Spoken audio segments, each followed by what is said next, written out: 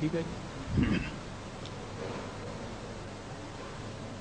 اعوذ باللہ من الشیطان الرجیم. بسم اللہ الرحمن الرحیم. عزیزان من،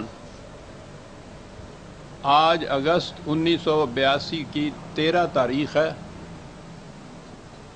اور یہ خصوصی درس یوم آزادی کی تقریب کے سلسلے میں پیش کیا جائے گا. جیسا کہ آپ نے دیکھ لیا ہوگا، درس کا عنوان ہے کہ یہ داغ داغ اجالا، یہ شب گزیدہ سحر کے انتظار تھا جس کا، یہ وہ سحر تو نہیں. لیکن میں اس سحر کے متعلق گفتگو نہیں کروں گا جو سیاسی افق سے نمودار ہوا کرتی ہے کہ سیاست میرا میدان نہیں. میں تو قرآن کریم کا طالب علم ہوں، اس لیے قرآنی افق سے نمودار ہونے والی سحر کے متعلق ہی گفتگو کروں گا کہ یہ وہ سحر تو نہیں. اس میں آپ کو نہ تو خطیبانہ شعلہ فشانیاں ملیں گی، نہ جذباتی رنگی بیانیاں. چند ٹھوس حقائق ہوں گے جنہیں مستند طور پر آپ کے پیش کروں گا اور ان سے نتیجہ آپ بآسانی اخذ کر لیں گے.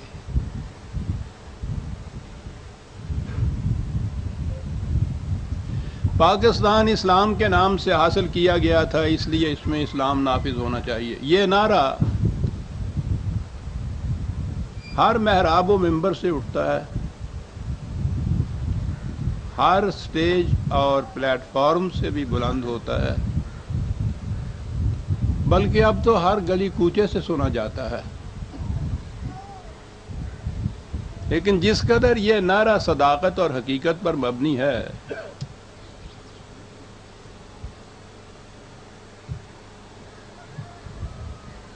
جس طرح اسے عام طور پر ایکسپلائٹ کیا جاتا ہے یا جس انداز سے اسے پیش کیا جاتا ہے، اسے نہ حقیقت سے کچھ تعلق ہے نہ اس کی صداقت سے کچھ واسطہ.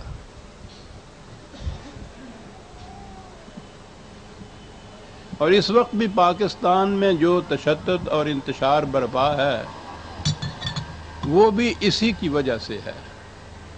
یہ نعرہ تو ہے لیکن اس کی حقیقت اور صداقت کیا ہے یہ کسی کے سامنے نہیں ہے. جو حضرات تحریک پاکستان کی تاریخ سے کچھ بھی واقفیت رکھتے ہیں انہیں یہ معلوم ہے کہ مطالبہ پاکستان کی اولی مخالفت ہندو کی طرف سے ہوئی تھی. اس کا نام کانگریس تھا. ہندو کی مخالفت قابل فہم تھی. وہ اپنی 1000 سالہ غلامی کا انتقام مسلمانوں سے لینا چاہتا تھا، کیونکہ یہ بیشتر وہ مسلمانوں ہی کے محکوم رہے تھے. وہ چاہتا نہیں تھا کہ مسلمانوں کی آبادی کا اتنا بڑا حصہ اس کے چنگل سے آزاد ہو جائے. وہ چاہتا نہیں تھا کہ ان کے ملک کا، جسے وہ اپنا ملک کہا کرتا تھا جیسے زر خرید ہو، کہ ان کے ملک کا معتدبہی حصہ کٹ کر الگ ہی نہ ہو جائے بلکہ اس میں مسلمان اپنی الگ مملکت قائم کر لیں. وہ یہ نہیں چاہتا تھا اور ان کے نقطۂ نگاہ سے دیکھیے تو قابل فہم تھی بات. مسلمانوں میں سے جو لوگ سیکولرزم کے حامی تھے وہ بھی اس مخالفت میں ان کے ہمنوا تھے، اس لیے کہ وہ مذہب کی بنا پر مملکت یا حکومت قائم کرنے کے قائل ہی نہیں تھے.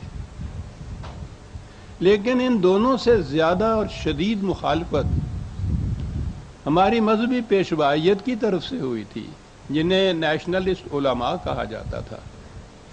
ان میں سے معدود چند ایسے تھے جنہوں نے قائد اعظم اقبال یا مسلم لیگ کی تائید کی ہو یا اس کا ساتھ دیا ہو۔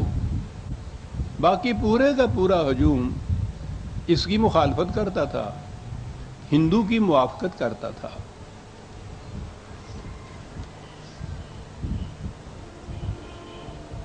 مسلم لیگ، یا یوں کہیے کہ علامہ اقبال علیہ الرحمہ اور قائد اعظم علیہ الرحمہ کا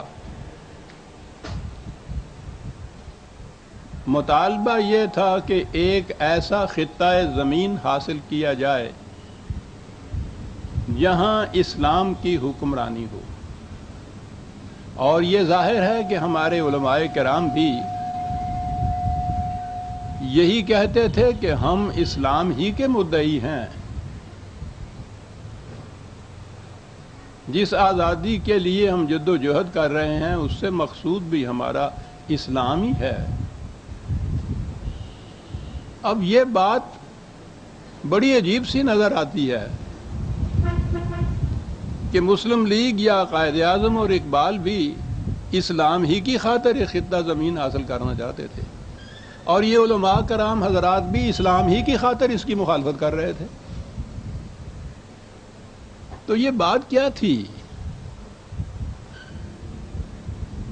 جیسا کہ میں نے عرض کیا ہے اور اس سے پہلے بھی کئی دفعہ یہ پیش کر چکا ہوں کہ نہ تو ہمارے ہاں تحریک پاکستان کی کوئی مستند تاریخ مرتب ہوئی ہے، نہ قائد اعظم کی ایسی سوانح حیات ہی کہ جس سے یہ نظر آئے کہ یہ باہمی تزاحم یا تصادم یا مخالفت یہ کیوں تھی۔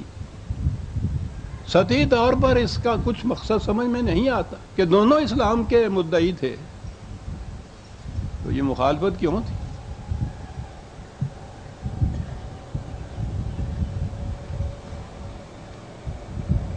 میں اسی کی بنیادی وجہ پیش کروں گا، اور یہ میری شنید نہیں، میری دید ہے کہ میں اس جنگ میں خود عملاً شریک تھا، اور علماء کرام کے مقابل میں مسلم لیگ کی طرف سے جو ایک محاذ قائم تھا اس میں بیشتر اور عملاً حصہ میں نے ہی لیا تھا۔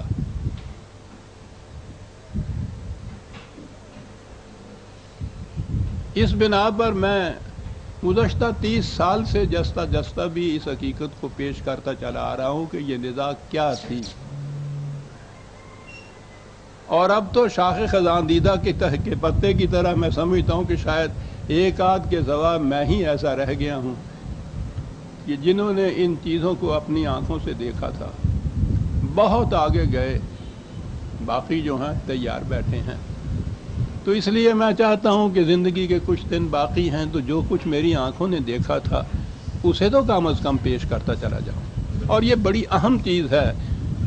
اسے سمجھے بغیر نہ تو تحریک پاکستان کی حقیقت ذہن میں آ سکتی ہے، اور نہ ہی جو موجودہ انتشار اسلام کے نام پہ برپا ہو رہا ہے اس کی لم ہی سامنے آ سکتی ہے۔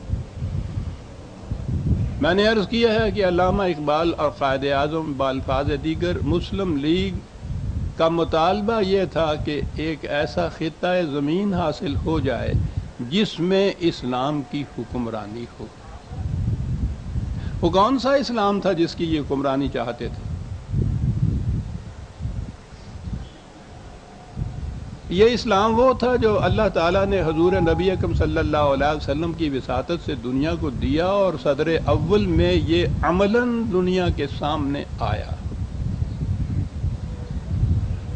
اس اسلام کی نمایاں خصوصیات یہ تھیں کہ اس کی روح سے اسلام مذہب کی طرح خدا اور بندے کے درمیان کسی پرائیویٹ تعلق کا نام نہیں تھا کہ جو چند اعتقادات، چند رسومات، چند عبادات، چند ارکان کے ذریعے سے وابستہ ہو جائے۔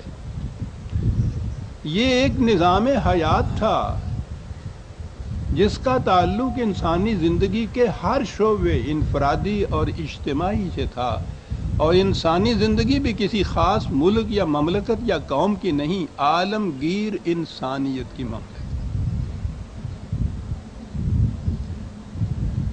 دوسری خصوصیت یہ تھی کہ اس مملکت میں یا اس معاشرے میں حق حکومت کسی انسان کو حاصل نہیں تھا، نہ کسی ایک فرد کو، نہ افراد کے مجموعے کو۔ حق حکومت صرف خدا کو حاصل تھا، لیکن یہ کوئی ایسی چیز نہیں تھی جو عملاً سامنے نہ آئے کہ خدا کو حکومت کا حق کیسے حاصل تھا اور وہ حکومت کیسے قائم کرتا تھا۔ اس نے کہا تھا کہ خدا کی حکومت خدا کی کتاب کی حکمرانی کا دوسرا نام ہے۔ تو گویا اس مملکت میں حکمرانی خدا کی کتاب یعنی قرآن کی ہوتی تھی، کسی انسان کی نہیں ہونی تھی۔ قرآن کریم میں بجز معدود چند اصول اور اقدار دیے ہیں، متعین احکام نہیں زیادہ دیے گئے۔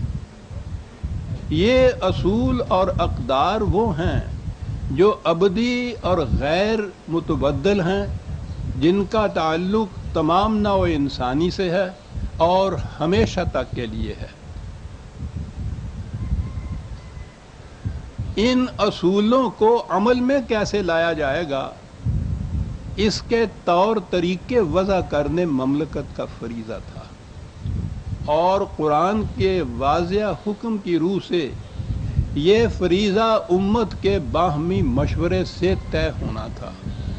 تو گویا اس مملکت کا فریضہ یہ تھا کہ وہ قرآن کریم کے اصول اور اقدار کو عملاً نافذ کرنے کے لیے جزوی قوانین مرتب کرے، طور طریقے متعین کرے، اور یہ کچھ امت کے باہمی مشورہ سے ہو، کسی ایک فرد کے ذریعے نہیں، افراد کے ذریعے نہیں۔ اور اگلی خصوصیت اس میں یہ تھی کہ اس میں تمام افراد معاشرہ، ابتداً تو یہ اور اس کے بعد پوری عالمگیر انسانیت میں، دو لفظوں میں یہ کہیے کہ کوئی شخص اپنی ضروریات زندگی کا محتاج نہ رہے۔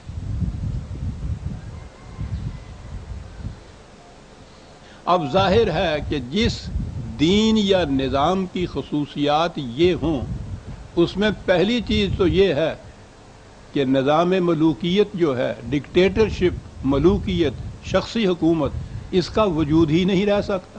شخصی تو ایک طرف، یہ جو مغرب کی جمہوریت ہے اس کا وجود بھی نہیں رہ سکتا، وہاں تو کسی انسان یا انسانوں کے گروہ کو حق حکومت حاصل ہی نہیں ہوتا۔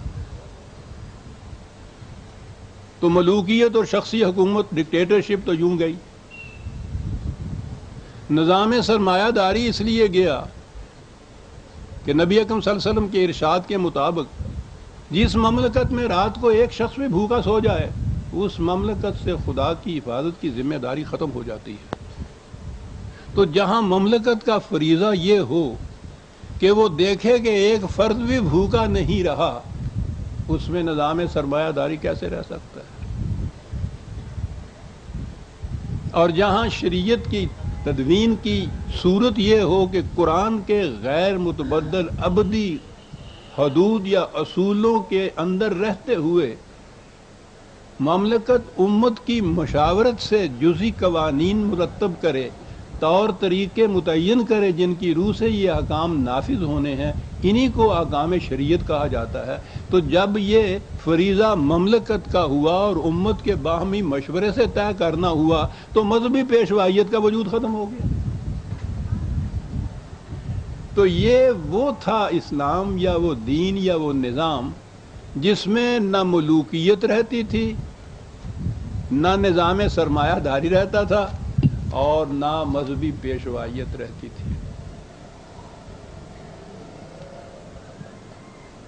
اور اس کا اوور آل جسے کہتے ہیں کلی مقصد اس کا یہ تھا جو قرآن نے بار بار کہا ہے کہ لا خوف علیہم ولا ہم یحزنون۔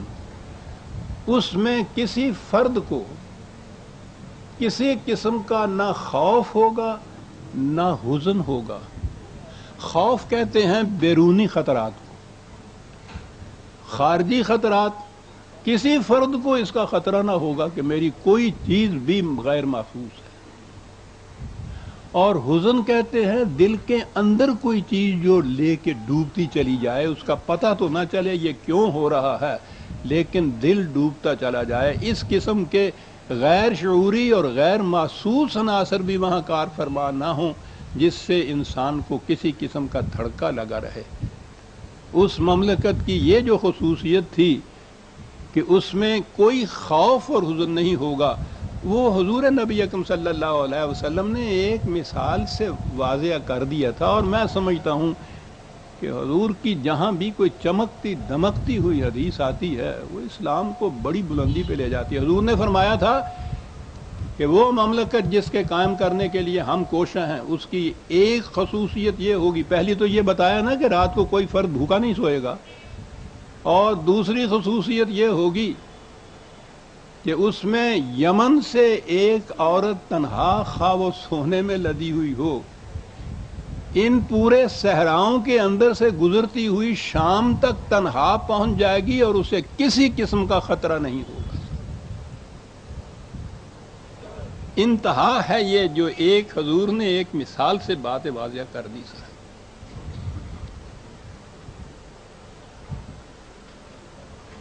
صدر اول میں یہ مملکت تھی جو قائم ہوئی، اور اس کے کچھ عرصے کے بعد یہ نقشہ بدل گیا۔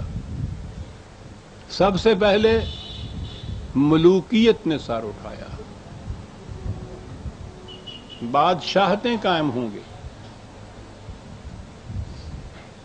اقبال کے الفاظ میں آسمان کی نگاہ نے اس جیسا انقلاب بھی نہیں دیکھا ہوگا جو صدر اول میں اس نظام نو کے قیام سے وجود میں آیا، اور ایسا انقلاب بھی نہیں دیکھا ہوگا کہ چاندی عرصے کے بعد پھر اسی قوم نے الٹ کر پلٹ کر پھر اسی نظام کہن کو کس طرح اپنے اوپر مسلط کر لیا۔ اشعار تو ان کے فارسی کے ہوتے ہیں لیکن میں کیا کروں۔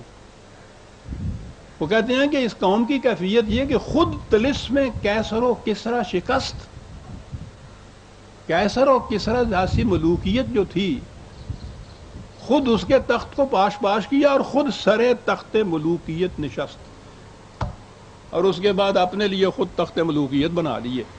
تا نہال سلطنت قوت گرفت، جب یہ سلطنت کا درخت جو تھا وہ مضبوط ہو گیا تو دین او نقش از ملوکیت گرفت، تو یہ جو مذہب تھا اسلام یا دین تھا وہ بھی ملوکیت کے رنگ میں رنگا گیا۔ اور ملوکیت کیا کرتی ہے کہ از ملوکیت نگاہ گردد دیگر، عقل و ہوش و رسم و رہ گردد نگر۔ ملوکیت سے ذہنیتیں ہی نہیں بدلتی، قلب و نگاہ ہی نہیں بدلتی، رسم و راہ طریق اور مسالک یہ بھی ساتھ کے ساتھ بدل جاتے ہیں۔ اور اس ملوکیت کے تابع جو نظام نیا وضع ہوا وہ تھا وہ اسلام جو اس وقت سے قائم ہوا اور اس کے بعد جاری ہوا۔ ملوکیت آ تو گئی، قوت کے زور پر مسلط تو ہو گئی، لیکن مسلمانوں کو بہرحال اسلام سے تو لگاؤ تھا، اسے تو وہ چھوڑ نہیں سکتے تھے۔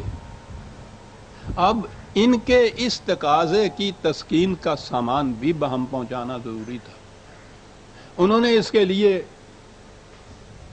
ایک سنویت یا ڈوئلزم جسے کہتے ہیں وہ طریق اختیار کیا۔ سیکولرزم میں ہوتا یہ ہے، انہوں نے پرسنل لاز، شخصی قوانین، نکاح، طلاق، زکوٰۃ، صدقہ وغیرہ یہ جتنے تھے جس سے مملکت کو کوئی تعلق نہیں تھا، یہ تو انہوں نے علماء کرام کے سپرد کر دیا۔ اس کا نام ہو گیا مذہب، اور تمام مملکتی اور سیاسی امور جو تھے وہ اپنے ہاتھ میں رکھے۔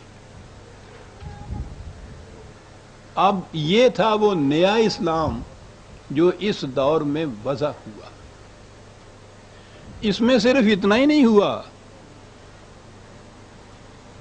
کہ ملوکیت نے یہ سارا کچھ کار فرمائی کی، یہ عباسی دور کی بات ہے جس میں یہ سب کچھ ہوا تھا۔ عباسی سلاطین تو عربی نسل کے تھے، لیکن ان کو یہ سلطنت ملی تھی ایرانیوں کے توسط سے، اس لیے ان کے ہاں سارا غلبہ جتنا بھی تھا وہ ایرانیوں کا تھا۔ معاف رکھیے یہ ذہن میں نہ آ جائے کہ میں آج کے ایران کی بات کر رہا ہوں، وہ بات دوسری ہے، اس دور کی میں بات کر رہا ہوں۔ چنانچہ ان کے ہاں ذہنی، فکری، ثقافتی، علمی، مذہبی ہر شعبے پہ ایرانی ذہنیت جو تھی وہ غالب آئی ہوئی تھی۔ کبھی آپ نے اس پہ بھی غور کیا کہ شیعہ حضرات کے نہیں، خود سنیوں کی حدیث کے 6 مجموعے جنہیں صحیح ترین کہا جاتا ہے، ان 6 کے 6 کے مجموعوں کے مؤلف ایرانی تھے، یعنی عربی بھی ان میں ایک نہیں۔ اندازہ لگائیے کہ ان کے اثرات کتنے غالب تھے۔ سب سے پہلی تاریخ جس نے لکھی ہے اسلام کی مبسوط اور جو اصل و بنیاد چلی آ رہی ہے اس وقت سے آج تک، وہ بھی ایرانی تھا۔ اور سب سے پہلی تفسیر آپ کے ہاں جو لکھی گئی 30 جلدوں میں، وہ بھی ایرانی تھا۔ آپ سوچ لیجئے کہ اس کے بعد یہ جو نیا اسلام وجود میں آیا تھا اس کی کیفیت کیا ہوگی۔ ایرانیوں نے تو انتقام لینا تھا ان عربوں سے یا مسلمانوں سے، کیونکہ کل ہی تو ان کی ہزار سال کی تہذیب و تمدن کی جڑیں اکھڑ گئی تھی۔ علامہ اقبال نے اس نئے اسلام کا نام عجمی اسلام رکھا ہے، یعنی غیر عربی اسلام۔ یہ جو غیر عربی اسلام تھا اس سے ہوا کیا؟ ایک مختصر سے شعر میں انہوں نے واضح کیا کہ اس سے تمدن، تصوف، شریعت، کلام، بتان عجم کے پجاری تمام۔ کیا بات ہے، کیا کچھ کہہ جاتا ہے یہ شخص۔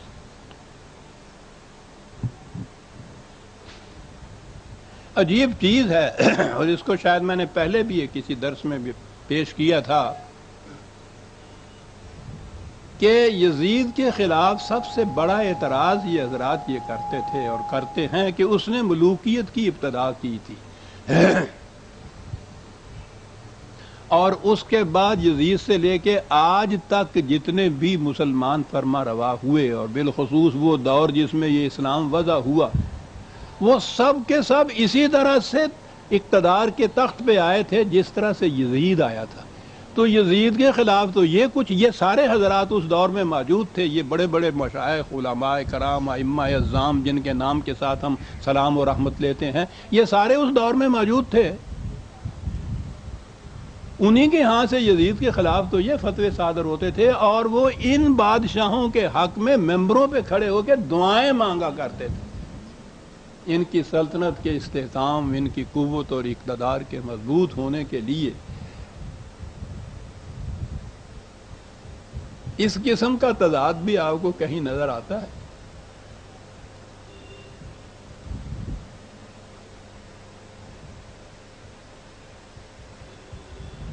اس کی وجہ کیا تھی؟ اقبال ہی کے الفاظ میں بات پھر کروں گا، بڑی جامعہ وہ بات کہہ جاتا ہے جو مجھے کئی پیروں میں یا فکروں میں کیا نہیں پڑتی ہے۔ وہ ایک شعر میں وہ کہتا ہے کہ سینہ افلاک سے اٹھتی ہے آہ سوزناک، مرد حق ہوتا ہے جب مرعوب سلطان و امیر۔ وہ تو ہوئے ہی تھے لیکن ہمارے گلے میں یہ اسلام ڈال گیا۔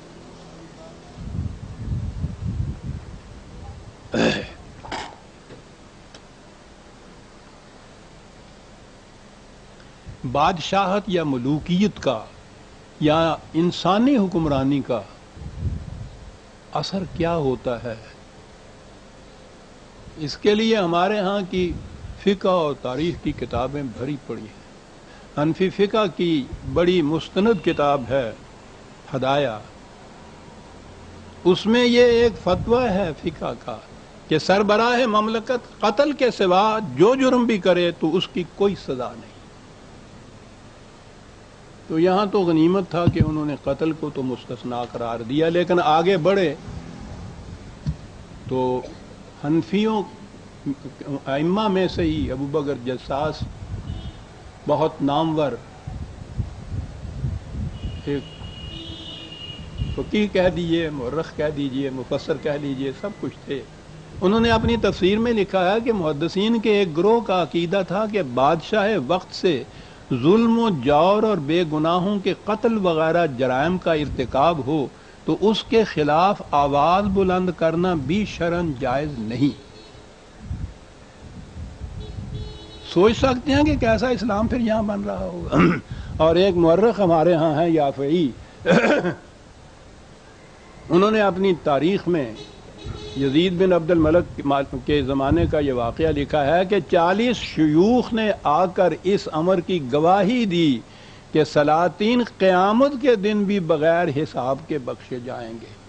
یہ زندگی تو ایک طرف کچھ تعجب انگیز سی باتیں آپ کو نظر آئیں گی، لیکن ملوکیت یہ کیا کرتی ہے، اور پھر اس کے لیے قرآن اور احادیث کی تعویلیں ان کے سامنے تھیں۔ اس قسم کی تعویلیں اور باتیں ہوا کرتی تھیں کہ جس میں سے یہ چیزیں جتنی بھی تھیں وہ اپنے نظام کے طور پر یا عوام کو مطمئن کرنے کے لیے وہ یہ ثابت کر دیتے تھے، یہ عقائد جو میں نے ابھی عرض کیے ہیں۔ اور اس طرح سے رفتہ رفتہ اقبال ہی کے الفاظ میں کہ تھا جو ناخوب بتدریج وہی خوب ہوا، کہ غلامی میں بدل جاتا ہے قوموں کا ضمیر۔ یہ ضمیر کے بدلنے کی بات ہی ہے نا، کہ آج جب کہ دنیا نے سیکولرزم کی روح سے بھی شخصی حکومتوں کو اپنے ہاں سے مٹا دیا ہوا ہے، بہرحال اس کی جگہ جمہوریت لے آئے جو واقع اسلام کی جمہوریت تو نہیں، لیکن شخصی حکومتوں تو انہوں نے بھی مٹا دیا۔ یہ اگر دنیا میں موجود ہیں بیشتر تو مسلمانوں کے ہی مملکتوں کے اندر ہیں، اور ضمیر اتنی بدلی ہوئی ہے کہ اس کے خلاف آپ کو کہیں سے آواز اٹھتی نظر نہیں آئے گی۔ یہ بات تو ہماری ماضی قریب کی تاریخ میں بھی یہ بات آتی تھی، اور میں تو عرض کر رہا ہوں کہ میں تو اس 60-70 سالہ تاریخ کا عینی شاہد ہوں، ان کے اندر سے گزرا ہوا ہوں، ان مراحل میں سے۔ خلافت موومنٹ جسے آپ کہتے ہیں سن رکھا ہوگا آپ نے۔ خلافت کیا تھی؟ ترکی کے سلاطین، بادشاہ، موروثی مملکت ان کے ہاں چلی آ رہی تھی، شخصی موروثی حکومت۔ کیونکہ انہوں نے اپنا نام خلیفۃ المسلمین رکھا ہوا تھا، اس لیے ان کا اس حکومت کا نام خلافت تھا۔ پہلی جنگ عظیم کے بعد جس ترکی کی حکومت کے یا مملکت کے ٹکڑے ٹکڑے ہوئے تو ظاہر ہے کہ وہ جو آخری سلطان تھا اس کا اقتدار بھی ان لوگوں کے ہاتھ میں تھا، یہ مغربی قوتیں۔ اس مملکت کو بچانے کے لیے مصطفیٰ کمال نے اور ان کی پارٹی نے ایک تحریک وہاں اٹھائی کہ اس ملک میں جمہوریت قائم کی جائے۔ یعنی میں عرض کر رہا ہوں کہ اگرچہ وہ مغربی جمہوریت ہی کا ایک تصور تھا، اسلامی نہیں، لیکن بہرحال انہوں نے ملوکیت اور شخصی حکومت کو مٹانے کے لیے ایک تحریک اٹھائی۔ اور آپ حیران ہوں گے کہ ساری دنیا میں بالعموم اور خود ہندوستان کے اندر بالخصوص مصطفیٰ کمال اور اس کی تحریک کے مخالفت میں تحریکیں یہاں برپا ہو گئیں۔ خلافت کا تحفظ مذہب کا فریضہ قرار دیا۔ ہم خود اس میں شریک تھے، راتوں کو اٹھ کے تہجد کے بعد صبح کی نماز تک نماز کمیٹیاں بنی ہوئی تھیں اور گاتے چلا جایا کرتے تھے۔ انگلینڈ تک، لندن تک وفد یہاں سے ہندوستان کے مسلمانوں کو گئے کہ وہ خلافت برقرار رکھی جائے۔ اقبال کے سینے سے واہ اٹھی تھی کہ خلافت کی کرنے چلا ہے گدائی۔ انگریز سے بھیک مانگ رہے تھے، کہے گی کہ شخصی حکومت قائم رہے۔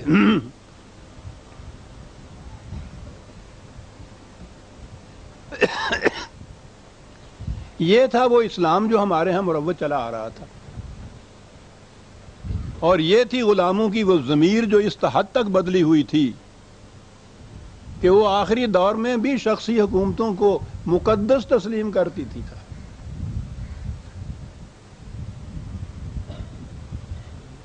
ہندوستان میں تحریک آزادی برپا ہوئی تو اس تحریک کا مقصد یہ نہیں تھا کہ یہاں حقیقی اسلام نافذ کیا جائے، وہ انگریزوں کی جگہ ہندوستان کے باشندوں کی حکومت حاصل کرنے کی تحریک تھی۔ جی شکریہ، بہت اچھا۔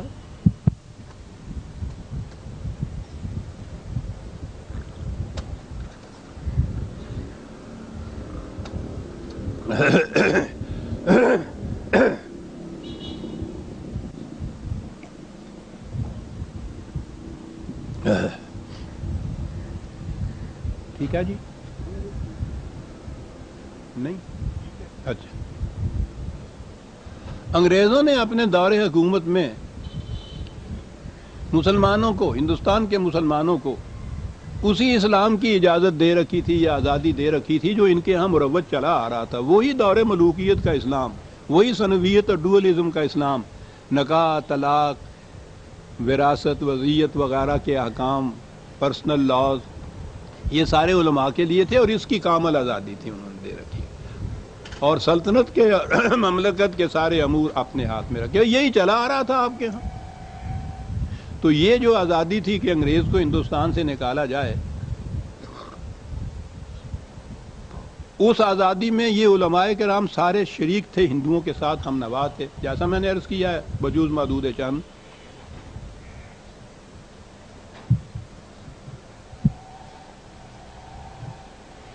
وہ آزادی کی تحریک اسلام کے لیے نہیں تھی، ہندوستان کو آزادی دلانے کی تحریک تھی، اور اس میں یہ شامل تھی۔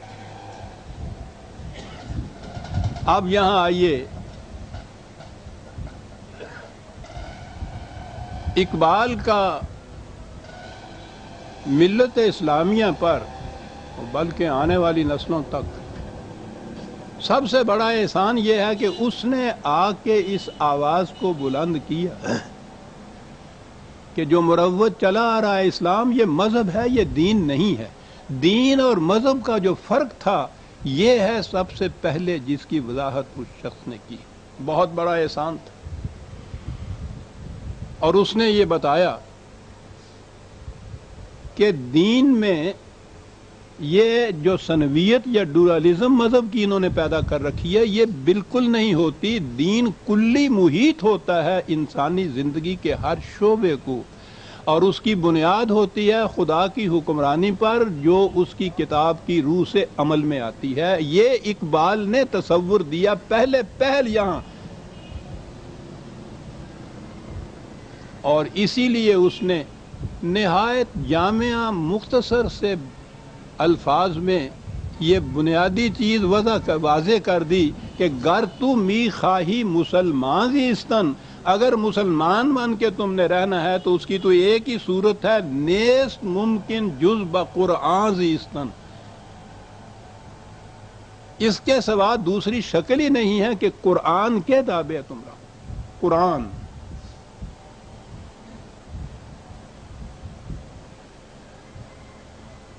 اب اس کے لیے اس نے یہ کہا کہ ایک خطہ زمین ایسا ہونا چاہیے جہاں ہم اس تصور کا اسلام جو حقیقی اسلام ہے اس کو قائم اور نافذ کر سکیں۔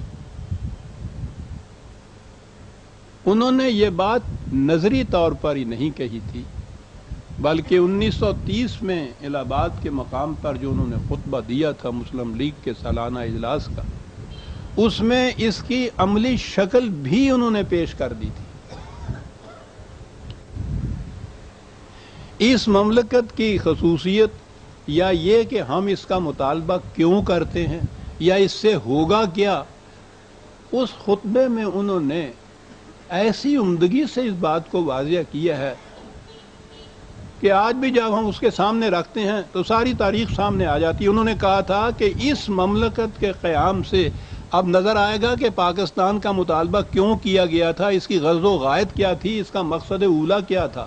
اس مملکت کے قیام سے اسلام کو اس امر کا موقع ملے گا۔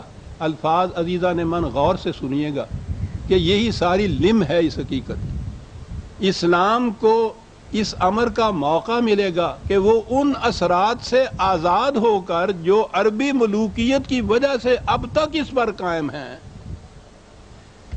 سوچ رہے ہیں آپ چند لفظوں میں کیا کچھ کہا جاتا تھا یہ فلاسفر؟ اس مملکت کے قیام سے اسلام کو اس امر کا موقع ملے گا کہ وہ ان اثرات سے آزاد ہو کر جو عربی ملوکیت کی وجہ سے اب تک اس پر قائم ہیں، اس جمود کو توڑ ڈالے جو اس کی تہذیب و تمدن، شریعت اور تعلیم پر صدیوں سے طاری ہے۔ اس سے نہ صرف اس کی صحیح معنوں میں تجدید ہو سکے گی بلکہ وہ زمانہ حال کی روح سے بھی قریب تر ہو جائیں گے۔ اور اس سے بھی ذرا پہلے انہوں نے وہ جو 6 خطبے ان کے 6 لیکچرز کہلاتے ہیں، اس میں انہوں نے یہ بات سید حلیم پاشا کے الفاظ میں کہی تھی کہ ہمارے لیے کشاد کی ایک ہی راہ ہے، اور وہ یہ کہ آئینہ اسلام پر غیر اسلامی زنگ کی جو سخت اور درست تہیں جم گئی ہیں اور جس کی وجہ سے اس کا حرکیاتی اور ارتقائی نظریہ یکسر جامد ہو کر رہ گیا ہے، انہیں کھرج کر الگ کر دیا جائے اور حریت، سالمیت اور مساوات کی حقیقی اقدار کو اثر نو زندہ کر کے ان کی بنیادوں پر اپنے اخلاقی، عمرانی اور سیاسی نظام کی تشکیل جدید کی جائے جو حقیقی اسلام کی سادگیت اور آفاقیت کا آئینہ دار ہو۔ یہ تھا جی مقصد، یہ تھا مطالبہ اور یہ تھا مقصد اس مملکت کے قیام کا کہ اسلام پر عربی ملوکیت کے جو اثرات اور نقوش اس وقت تک چلے آ رہے ہیں ان کو الگ کر کے دور اول کا قرآنی اسلام جو ہے اس کو نافذ کیا جائے۔ اس کے لیے اقبال نے کہا کہ سب سے زیادہ مشکل اور سخت مہم یہ ہے کہ یہ جو اسلام چلا آ رہا ہے اس کی علم بردار ہماری مذہبی پیشوائیت یا علم بردار یہ علماء کرام ہیں، اور ان کی گرفت بڑی سخت ہے۔ انہوں نے اس کے خلاف بھی قوم کو وارننگ دی۔ ایک خط میں وہ لکھتے ہیں، اکبر شاہ خان صاحب کے نام وہ خط ہے، معاف رکھیے گا۔ انہوں نے خط میں وہ لکھتے ہیں کہ آپ نے ٹھیک فرمایا ہے کہ پیشہ ور مولویوں کا اثر سر سید احمد خان کی تحریک سے بہت کم ہو گیا تھا، لیکن خلافت کمیٹی نے اپنے پولیٹیکل فتووں کی خاطر ان کا اقتدار ہندی مسلمانوں میں پھر سے قائم کر دیا۔ یہ بہت بڑی غلطی تھی جس کا احساس ابھی تک غالباً کسی کو نہیں ہوا۔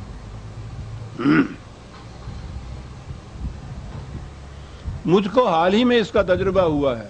کچھ مدت ہوئی میں نے اجتہاد پر ایک انگریزی مضمون لکھا تھا یہاں ایک جلسہ میں پڑھا گیا اور اس پر بعض لوگوں نے مجھے کافر کہا۔ یہ خطرہ انہوں نے محسوس کیا۔ انہوں نے 1932 میں آل انڈیا مسلم کانفرنس کے سالانہ اجلاس کی صدارت میں ہی کہا تھا، مخاطب کر کے قوم کو، ملت کو، مسلمانوں کو کہ تمہارے دین کی یہ بلند فطری، پہلے اس کو دین کا بتایا تھا کہ کتنا بلند فطری ہے، تمہارے دین کی یہ بلند فطری ملاؤں اور فقیہوں کے فرسودہ اوہام میں جکڑی ہوئی ہے اور آزادی چاہتی ہے۔ روحانی اعتبار سے ہم حالات اور جذبات کے ایک قید خانے میں محبوس ہیں جسے صدیوں کی مدت میں ہم نے اپنے گرد خود تعمیر کر رکھا ہے۔ ہم بوڑھوں کے لیے شرم کا مقام ہے کہ ہم نوجوانوں کو ان اقتصادی، سیاسی بلکہ مذہبی بحرانوں کا مقابلہ کرنے کے قابل نہ بنا سکے جو زمانہ حاضر میں آنے والے ہیں۔ ضرورت اس امر کی ہے کہ ساری قوم کی موجودہ ذہنیت کو یکسر تبدیل کر دیا جائے تاکہ وہ پھر نئی آرزوؤں، نئی تمناؤں اور نئے نصب العین کی عموم کو محسوس کرنے لگ جائے۔ آپ نے خیال فرمایا؟ انہوں نے بتایا کہ نئی مملکت کا جو مطالبہ ہم کر رہے ہیں اس کا مقصد کیا ہے۔ وہ جو ملوکیت کے زمانے کا اسلام تھا اس کی بجائے اس کی جگہ صدر اول کا قرآنی اسلام لانا، اور سب سے بڑی رکاوٹ اس کے راستے میں جو تھی وہ مذہبی پیشوائیت کی تھی۔ اس سے آزاد کیا جائے گا اس اسلام کو تو پھر یہ اپنی اصلی شکل کے اندر قائم ہو سکے گا۔ اب ظاہر ہے کہ اس کی مخالفت تو ان حضرات کی طرف سے ہونی تھی، وہ تو امت کو ان کے چنگل سے چھڑانے کے لیے کہہ رہا تھا۔ بعد میں تو ان کے ترکش کے تیر فتووں تک ہی محدود ہو کے رہ گئے تھے، لیکن اس دور میں انگریزوں کے خلاف لوگوں کو بڑی نفرت تھی، تو انہوں نے بھی جس کی مخالفت میں کچھ کہنا اور پروپیگنڈا کرنا ہوتا تھا اس کے لیے فتوے سے پہلے یہ کہتے تھے کہ یہ انگریز نواز ہے، اور اس کے بعد ٹوٹی بچہ ہائے ہائے کے نعروں سے یہ بچہ بچہ اس کی زندگی حیرن کر دیا کرتا تھا۔ گلی کوچے میں یہ کچھ جسے کہتے ہیں سیاپا ہوتا تھا، ٹوٹی بچہ ہائے ہائے، جس کے متعلق انہوں نے کہہ دیا اس کے لیے جینا حرام ہو جایا کرتا تھا۔ انہوں نے اس ہتھ کنڈے سے کام لیا، اور مجھے افسوس ہوتا ہے یہ دیکھ کر کہ اس میں یہ یوں ہی ہمارے ہاں کے وہ جسے کہتے ہیں نا پکی روٹی کے ملا، وہ نہیں تھے۔ علماء کرام کے عظیم ترین بطل جو تھے وہ تھا مولانا حسین احمد مدنی علیہ الرحمہ، شیخ الحدیث دیوبند کے، صدر جمعیت علماء ہند کے۔ وہ یہ کہہ رہے تھے کانگریس میں ہندوؤں کے ساتھ شامل ہونے سے یہ لوگ مسلمانوں کو روک رہے تھے کہ یہ ایک متحدہ قومیت بنانا چاہتے ہیں جس میں مسلمانوں کا تشخص مٹ جائے گا۔ یہ کہ مسلمان دین کی بنیادوں پر الگ قوم بنتے ہیں، یہ بھی اقبال نے سب سے پہلے یہ دیا تھا، اور اس کی مخالفت یہ علماء نیشنلسٹ یا متحدہ قومیت کے جو داعی تھے وہ اس کی مخالفت کرتے تھے۔ مولانا حسین احمد مدنی کے متعلق انہوں نے یہ لکھا ہے کہ جو لوگ مسلمانوں کو اس میدان سیاست یعنی کانگریسی میدان سیاست میں اترنے سے روک رہے ہیں اور متحدہ قومیت کی بھیانک صورت ظاہر کر کے نفرت دلا رہے ہیں، بلا شک و شبہ برطانیہ کی ایسی عظیم الشان خدمات سر انجام دے رہے ہیں جو اس کی افواج اور اسلحہ سے بھی انجام نہیں پا سکتی۔ تو پہلی چیز تو یہ کہی کہ یہ ساری تاریخ جو ہے یہ انگریز کی پیدا کردہ ہے، اور یہ لوگ سارے اس کے پٹھو ہیں جو یہ کچھ کہہ رہے ہیں۔ اس دور میں آپ غور کیجئے کہ ذرا سا بھی یہ کہنا کہ یہ انگریز کا حامی ہے یا انگریز نواز ہے یا یہ انگریز کی تاریخ ہے، ایک انسان کو ختم کر دینے کے لیے کافی تھی۔ یہ تو بڑے بڑے برج تھے اقبال و قائد اعظم جو اس سیلاب سے بچ گئے، چٹانیں تھے، روشنی کے مینار تھے یہ لوگ، ورنہ یہ بہا کے لے جاتے۔ بڑے زور کا یہ پروپیگنڈا تھا۔ انہوں نے دوسری جگہ لکھا ہے اقبال کا نام لے کر، کہتے ہیں کہ غرضے کے جادوگران برطانیہ نے اپنی ساحرانہ کارگزاریوں سے سر سید جیسے تجربہ کار عقل مند شخص کو نہ صرف متحدہ قومیت سے بلکہ پالیٹکس اور آئینی جدوجہد سے بھی روکا، اور اس کے ذریعے مسلمانوں کو ہمیشہ سیاست سے الگ رکھوا کر بالکل نابلد اور ڈرپوک بنا دیا۔ سر سید سے سب سے پہلے اس کی مخالفت اس لیے ہو رہی تھی۔ کہا کہ پھر اگر ڈاکٹر اقبال مرحوم اس سحر سے مسحور ہیں تو کیا تعجب ہے۔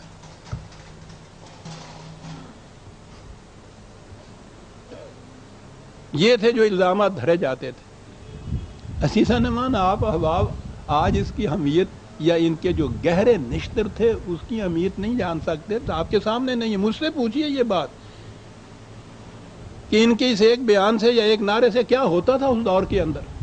بہرحال سوال یہ ہے کہ اس ملوکیت زدہ اسلام یا شب گزیدہ اسلام کے حق میں یہ لوگ دلیل کیا دیتے تھے؟ کہتے تھے کہ یہ انگریز کو نکالنے کے بعد جو ہندوستان میں آزادی نصیب ہوگی، ہندو ہمیں اس کی ضمانت دیتا ہے کہ اس میں تمہیں اسلام کی آزادی حاصل ہوگی۔ اسلام کی آزادی، ہندو جمہوریت جو ہے مغربی، اس میں کیا کہتے تھے؟ یہی مولانا مدنی کا ہی ہے کہ ایسی جمہوری حکومت جس میں ہندو، مسلمان، سکھ، عیسائی سب شامل ہوں، حاصل کرنے کے لیے سب کو متفقہ کوشش کرنی چاہیے۔ ایسی مشترکہ آزادی اسلام کے اصول کے عین مطابق ہے۔ شیخ الحدیث دیوبند کے دارالعلوم کا یہ فتویٰ دے رہا ہے، اور وہ کہتے تھے کہ کانگریس میں ہمیشہ ایسی تجاویز آتی رہتی ہیں اور پاس ہوتی رہتی ہیں جن کی وجہ سے مذہب اسلام کے تحفظ اور وقار کو ٹھیس نہ لگے۔ تو مذہب اسلام کون سا تھا جس کو ٹھیس نہیں لگنی تھی؟ وہی نکاح طلاق کے مسائل کا اسلام، وہی نماز روزے کی آزادی کا اسلام۔ اقبال تو آخری بیان اور ہے ان کا جو اس کے ساتھ انہوں نے دیا، ورنہ وہ تو ایک آدھ شعر میں بات کر جاتے تھے۔ اس کے جواب میں انہوں نے کہا یہی تھا کہ ملا کو جو ہے ہند میں سجدے کی اجازت، نادان سمجھتا ہے کہ اسلام ہے آزاد۔ سارے دلال کا جواب ایک شخص کے اندر ہے۔ علامہ اقبال کے بعد قائد اعظم علیہ الرحمہ وہ میدان میں آئے، انہوں نے آ کے بھی جو کچھ پہلے اقبال نے کہا تھا اس کو اور نمایاں حیثیت سے وہ سامنے لائے، کیونکہ وہ بڑے ذکی النیاز بھی تھے اور اعلیٰ پائے کے مقنن بھی تھے، اس لیے وہ اس کے اندر ایک قانونی حیثیتیں بھی اس کی واضح کرتے چلے جاتے تھے۔ لیکن سب سے پہلی چیز انہوں نے بھی یہی کہی کہ اس میں خطرہ سب سے زیادہ مذہبی پیشوائیت کی طرف سے ہے۔ انہوں نے سن 38 میں علی گڑھ یونیورسٹی کے نوجوانوں سے خطاب کرتے ہوئے یہ کہا تھا کہ مسلم لیگ نے کم از کم یہ کام تو کر دیا ہے کہ تمہیں مسلمانوں کے رجت پسند عناصر کے چنگل سے چھڑا دیا ہے، اور اس خیال کو عام کر دیا ہے کہ جو لوگ خود غرضی کا مفاد پرستانہ کھیل کھیل رہے ہیں وہ قوم کے غدار ہیں۔ اس نے بلا شک و شبہ تمہیں اس ناخوش آئند، وہ انڈیزائریبل ہے انگریزی کا لفظ، غیر مطلوب عنصر کی جکڑ بندیوں سے آزاد کر دیا ہے جس سے مولوی یا مولانا کہتے ہیں۔ 38 میں وہ پہلا ہی قدم جو ابھی عملاً اٹھ رہا تھا سیاست میں، انہوں نے یہ چیز بھی کہی۔ انہوں نے یہ کہا سن 46 میں مسلم لیجسلیٹرز کنونشن کے آخری اجلاس میں تقریر کرتے ہوئے انہوں نے کہا تھا کہ اسے اچھی طرح سمجھ لیجئے کہ ہم کس مقصد کے لیے لڑائی لڑ رہے ہیں، ہمارا نصب العین کیا ہے۔ ہمارا نصب العین تھیوکریسی نہیں، ہم تھیوکریٹک اسٹیٹ نہیں بنانا چاہتے۔ میں ابھی عرض کروں گا تھیوکریسی کیا ہوتی ہے، لیکن یہ سوچ لیجئے کہ اس میں مذہبی پیشوائیت کے ہاتھ میں اقتدار ہوتا ہے بالواسطہ۔ میں بھی عرض کروں گا انہوں نے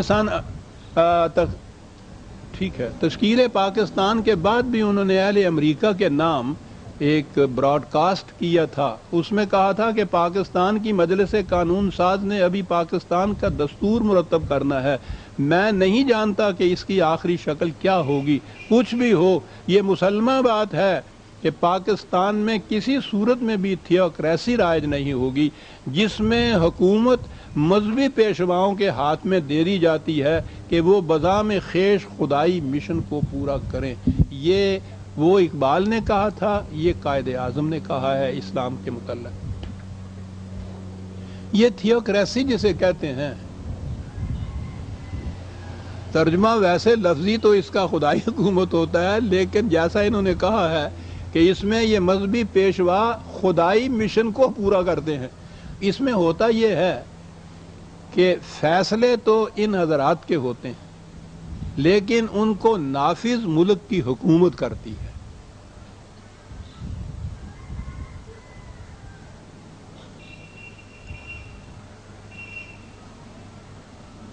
مثلاً علماء کی طرف سے اگر یہ فیصلہ ہو جائے کہ کل عید نہیں ہوگی تو حکومت کا علم الافلاک کے ماہرین ہزار اس کی مخالفت کرتے رہیں، فیصلہ وہی ہوگا جو انہوں نے کہا ہے اور حکومت اس فیصلے کو نافذ کرے گی۔ تو آپ نے غور فرمایا کہ یہ بالواسطہ اقتدار کی کتنی بڑی بیان، یعنی ذمہ داریاں ساری جو اس کے بعد جو کچھ ہونے والا ہے وہ تو حکومت کی ہوگی، فیصلہ ان کا نافذ ہوگا۔ اور یہ اتنی گرفت سخت ہوتی ہے کہ کوئی حکومت اس کی جرت نہیں کر سکتی اس کے بعد کہ ان کے فیصلے کے خلاف کوئی چیز کر سکے، کیونکہ عوام پورے کا پورا سیلاب کی طرح وہ تو انہی کو مذہب کا علمبردار سمجھتا ہے، انہی کے فیصلے کو اسلام کا فیصلہ سمجھتا ہے، اس کی مخالفت کسی لیڈر کی طرف سے تو ایک طرف خود حکومت کی طرف سے بھی ہو، عوام برداشت نہیں کرتے اس کو. تو آپ سوچ سکتے ہیں کہ یہ کتنی بڑی قوت ہے جسے تھیوکریسی کہتے ہیں. حقیقت یہ ہے کہ جن حضرات کی نگاہ تاریخ پہ ہے وہ جانتے ہیں کہ انسانیت کی تاریخ کے دور میں اس عہد سے زیادہ انسانیت سوز اور دہشت اور بہیمیت پر مبنی دور کبھی نہیں آیا جس دور میں تھیوکریسی کسی ملک کے اندر تھی. اقبال اور قائد اعظم نے یہ جو کہا تھا کہ تھیوکریسی نہیں ہوگی، یہ تو بہرحال اس کا منفیانہ پہلو یا نیگیٹو ایسپیکٹ ہے. انہوں نے مثبت طور پر، پازیٹو طور پر بھی یہ بتا دیا تھا کہ یہ جس مملکت کا ہم مطالبہ کر رہے ہیں اس میں حکومت کا انداز کیا ہوگا. اس باب میں معذرت خواہ ہوں کہ پھر اپنا نام درمیان میں لے آتا ہوں، لیکن کروں کیا، بنتی نہیں ہے بات ساغر کیے بغیر. اس دور کا اور کون تھا میں شاہد لے کے آؤں، وہ حضرات تشریف لے گئے، لیکن مجھے یہ سعادت حاصل، جیسے میں نے عرض کیا کہ میں عملاً اس میں شریک، میں قائد اعظم کے، مجھے سعادت حاصل ہے قائد اعظم کی لیاقت میں 10 سال تک اس تاریخ میں کام کرنے کا. حیرت ہوگی آپ کو کہ اس 10 سال کے عرصے میں مرکزی حکومت کے ہوم ڈپارٹمنٹ کا ملازم بھی تھا. دن بھر دفتر میں ہوتا تھا، شام کو قائد اعظم کے ہاں ہوتا تھا. میرا کوارٹر مسلم لیگ کے کا دفتر قریباً بنا ہوا رہتا تھا. یہ ایک دوسری داستان ہے، وہ تو میری اپنی. اس لیے میں اپنے ذاتی تجربے کی بنا پر یہ شہادت دیتا ہوں کہ قائد اعظم اسلام کے اس مثبت پہلو کو بھی نہایت عمدگی سے سمجھے ہوئے تھے، اور ان کے قلب کی گہرائیوں کے اندر حقیقی اسلام کی جھلک کی روشنی جھلک رہی تھی. مجھے ذاتی طور پہ اس کا علم ہے. میرے اور ان کے درمیان وجہ اشتراک کیا تھی؟ میں دفتر کا ایک کلرک، وہ قائد اعظم، میں ذرہ وہ آفتاب. صرف قدر مشترک قرآن، اور یہ قرآن تھا، یہ اشتراک تھا جس کی بنا پہ آج کے دور کے بعض دوسرے احباب بھی اس کی شہادت دیتے ہیں یہ کہ یہ ایک شخص ایسا تھا جس کو یہ سعادت حاصل تھی کہ پہلے سے اپائنٹمنٹ لیے بغیر یہ قائد اعظم کے ہاں جا سکتا تھا، اور ان کی اجازت تھی کہ اس وقت اگر کوئی دوسرا شخص نہ ہو تو اس کو بغیر اجازت کے، بغیر اپائنٹمنٹ پہ آنے دیا جائے. یہ سعادت مجھے حاصل تھی. کیا تھی جی مجھ میں اور ان میں؟ میں تو کوئی سیاسی لیڈر بھی نہیں تھا، میرے پاس تو کوئی ایک پیسہ بھی نہیں تھا، صرف قرآن کا اشتراک تھا، اور ان کے دل میں اتنی عظمت تھی قرآن کی. اور اس کا ثبوت عزیزان من، اسلامی مملکت کے متعلق ان کا وہ چند فکروں پر مشتمل ایک اعلان میں ابھی عرض کروں گا کہ اس کی اہمیت اور خصوصیت اعلان کی کیا ہے. 1941 میں وہ حیدرآباد دکن گئے تھے. وہاں کی عثمانیہ یونیورسٹی کے طالب علموں نے ان کا انٹرویو لیا تھا. انہوں نے ان سے یہ پوچھا تھا کہ جس مملکت کے یا جس حکومت کے قیام کے لیے آپ جد و جہد کر رہے ہیں اس کی امتیازی خصوصیت کیا ہوگی، وہ کس طرح دنیا کی باقی مملکتوں کے نظام سے مختلف ہی نہیں متضاد ہوگا. بہت اہم سوال تھا. عزیزان من، ویسے تو میں نے عرض کیا تھا کہ آپ ایک ایک چیز پر غور کیجئے، لیکن قائد اعظم کے اس جامع ارشاد کے ایک ایک لفظ کو سوچئے کہ وہ کیا کہہ گئے. انہوں نے کہا کہ اسلامی مملکت کے تصور کا یہ امتیاز ہمیشہ پیش نظر رہنا چاہیے کہ اس میں اطاعت اور وفا کیشی کا مرجع خدا کی ذات ہے. اب وہ تو مقنن تھے نا، خدا تو آسمان پہ سامنے نہیں آتا، حکومت کیسے کرے گا، ہم کیسے اس کی محکومیت اختیار کریں گے. کہا وفا کیشی کا مرجع خدا کی ذات ہے جس کی تعمیل کا واحد ذریعہ قرآن مجید کے احکام اور اصول ہیں. اسلام میں اصلاً نہ کسی بادشاہ کی اطاعت ہے، نہ کسی پارلیمان کی، نہ کسی اور شخص یا ادارہ کی. قرآن کریم کے احکام ہی سیاست یا معاشرت میں ہماری آزادی اور پابندی کے حدود متعین کرتے ہیں. اسلامی حکومت دوسرے الفاظ میں قرآنی اصول و احکام کی حکمرانی ہے، اور حکمرانی کے لیے آپ کو علاقہ اور مملکت کی ضرورت ہے۔ سوچیے عزیزان من کیا کہہ گئے۔ اس ضمن میں دو خصوصیات عرض کروں گا۔ میں نے بھی بہرحال تھوڑا بہت جو اپنا مطالعہ کیا ہوا ہے، 1000 برس کے عرصے کے اندر ہمارے ہاں بھی سیاست کے اندر مملکت کے متعلق بہت سے کچھ لکھا گیا ہے، کہا گیا ہے، لیکن میں یہ آپ سے عرض کروں گا کہ 1000 سالہ تاریخ کے اندر کسی ایک جگہ بھی آپ کو اسلامی مملکت یا حکومت کی یہ خصوصیت اس انداز سے جامع طور پر کہیں نہیں ملے گی۔ یہ تھا suited booted England return mister کا محمد علی جناح جسے کہا جاتا تھا، یہ تھا وہ شخص۔ آپ بھی کہیے ان حضرات سے کسی سے کہ 1000 سالہ تاریخ کا ہمارے ہاں کا لٹریچر وہ ڈھونڈیں اور کہیں کہ اس جامعیت سے کسی جگہ بھی اسلامی مملکت کے تصور کو پیش کیا گیا ہے۔ اور دوسری چیز یہ کہ اس 30 سال عرصے میں آپ نے پاکستان، قائد اعظم اور اقبال ان کے سلسلے میں سینکڑوں ہزاروں تقاریب منعقد ہوتی دیکھی ہوں گی، سیمینر ہوئے، مذاکرے ہوئے، کتابیں لکھی گئیں، پیمفلٹ لکھے گئے، تقاریر شائع ہوئیں۔ میں جو کہہ رہا ہوں غور سے سنیے اس چیز کو۔ اس 30 سال کے عرصے میں آپ نے کسی ایک کے ہاں بھی قائد اعظم کے اقتباس کو پیش کرتے ہوئے دیکھا ہے؟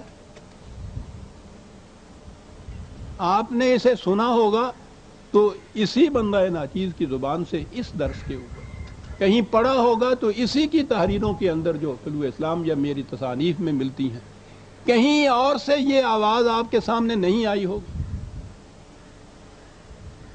یہ کوئی چیز سہون نہیں ہوئی، اس کے اندر بڑی گہری سازش ہے۔ اس لیے کہ یہ کہتے ہیں اٹھتے بیٹھتے کہ ہم تو اقبال اور قائد اعظم کا جو پاکستان ہے اس کو قائم کرنا چاہتے ہیں۔ اگر اس کو پیش کر دیں تو پہلی بات یہ ہوگی کہ قائد اعظم کا پاکستان تو یہ تھا، اسے قائم کرنا چاہیے، اسے پیش ہی نہ کیا جائے، لوگوں کو بتایا ہی نہ جائے کہ ان کے تصور کا پاکستان کیا تھا۔ لمبی چوڑی تقریریں چھوڑ دیجئے، میں نے عرض کیا ہے چند سطروں کے اندر یہ جامعہ امتیازی خصوصیت اسلامی مملکت کی آ جاتی ہے صاحب۔ ہاں چلیے اب آگے۔ پاکستان وجود میں آ گیا اور بظاہر ایسا دکھائی دیا کہ اسلام کے اس تصور کو فتح حاصل ہو گئی ہے جسے اقبال اور قائد اعظم نے پیش کیا تھا، لیکن در حقیقت ایسا نہیں تھا۔ اس سے صرف ایک خطہ زمین حاصل ہوا تھا جس میں اسلام کے مطابق حکومت کا قائم کیا جانا مقصود تھا۔ تو اصلی فتح اس وقت اس کو ہونی تھی جب یہ اس تصور کا اسلام جو انہوں نے پیش کیا تھا اس کے مطابق یہاں مملکت قائم ہو جاتی۔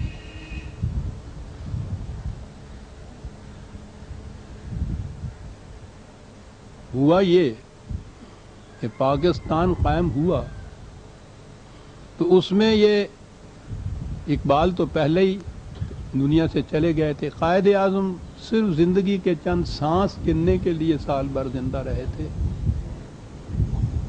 یہ حضرات جنہوں نے اتنی مخالفت وہاں کی تھی اس اسلام کی جو یہ لوگ پیش کرتے تھے، یہ پورے کے پورے یلغار کر کے یہاں آ گئے، اور یہاں آنے کے بعد انہوں نے پہلا نعرہ یہ بلند کیا کہ پاکستان اسلام کے نام سے حاصل کیا گیا ہے، یہاں اسلام نافذ ہوگا۔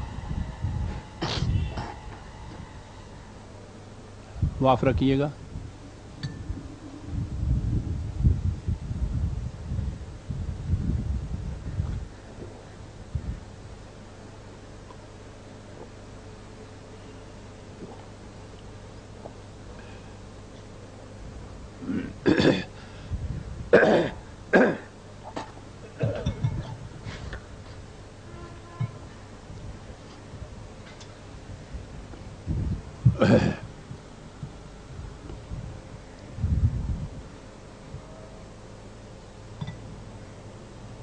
یہ نعرہ بلند کیا۔ یہاں کوئی پوچھنے والا نہیں تھا کہ آپ کون سا اسلام یہاں نافذ کرنا چاہتے ہیں، کیونکہ یہ وہ پوچھ سکتا تھا جس کے سامنے اس تصادم کی تاریخ ہوتی جو تحریک پاکستان کے دوران میں وہاں برپا ہوا تھا۔ یہ دو قسم کے جو تصور تھے اسلام کے، ان کے اندر تھی نا یہ مزاحمت، یہ تصادم، یہ تزاحم۔ تو یہاں بات یہ پوچھنے کی بات تھی کہ کون سا اسلام یہاں نافذ کرنا چاہتے ہیں، یہ پوچھنے والا کوئی نہیں تھا۔ متعین طور پر حکومت کی طرف سے کہا گیا کہ اسلام نافذ کرنے کے معنی یہاں اسلامی قوانین نافذ کرنے ہیں نا، تو یہ تو بتائیے کہ وہ اسلامی قوانین وہ مدون کس طرح سے ہوں گے، وضع کس طرح سے ہوں گے۔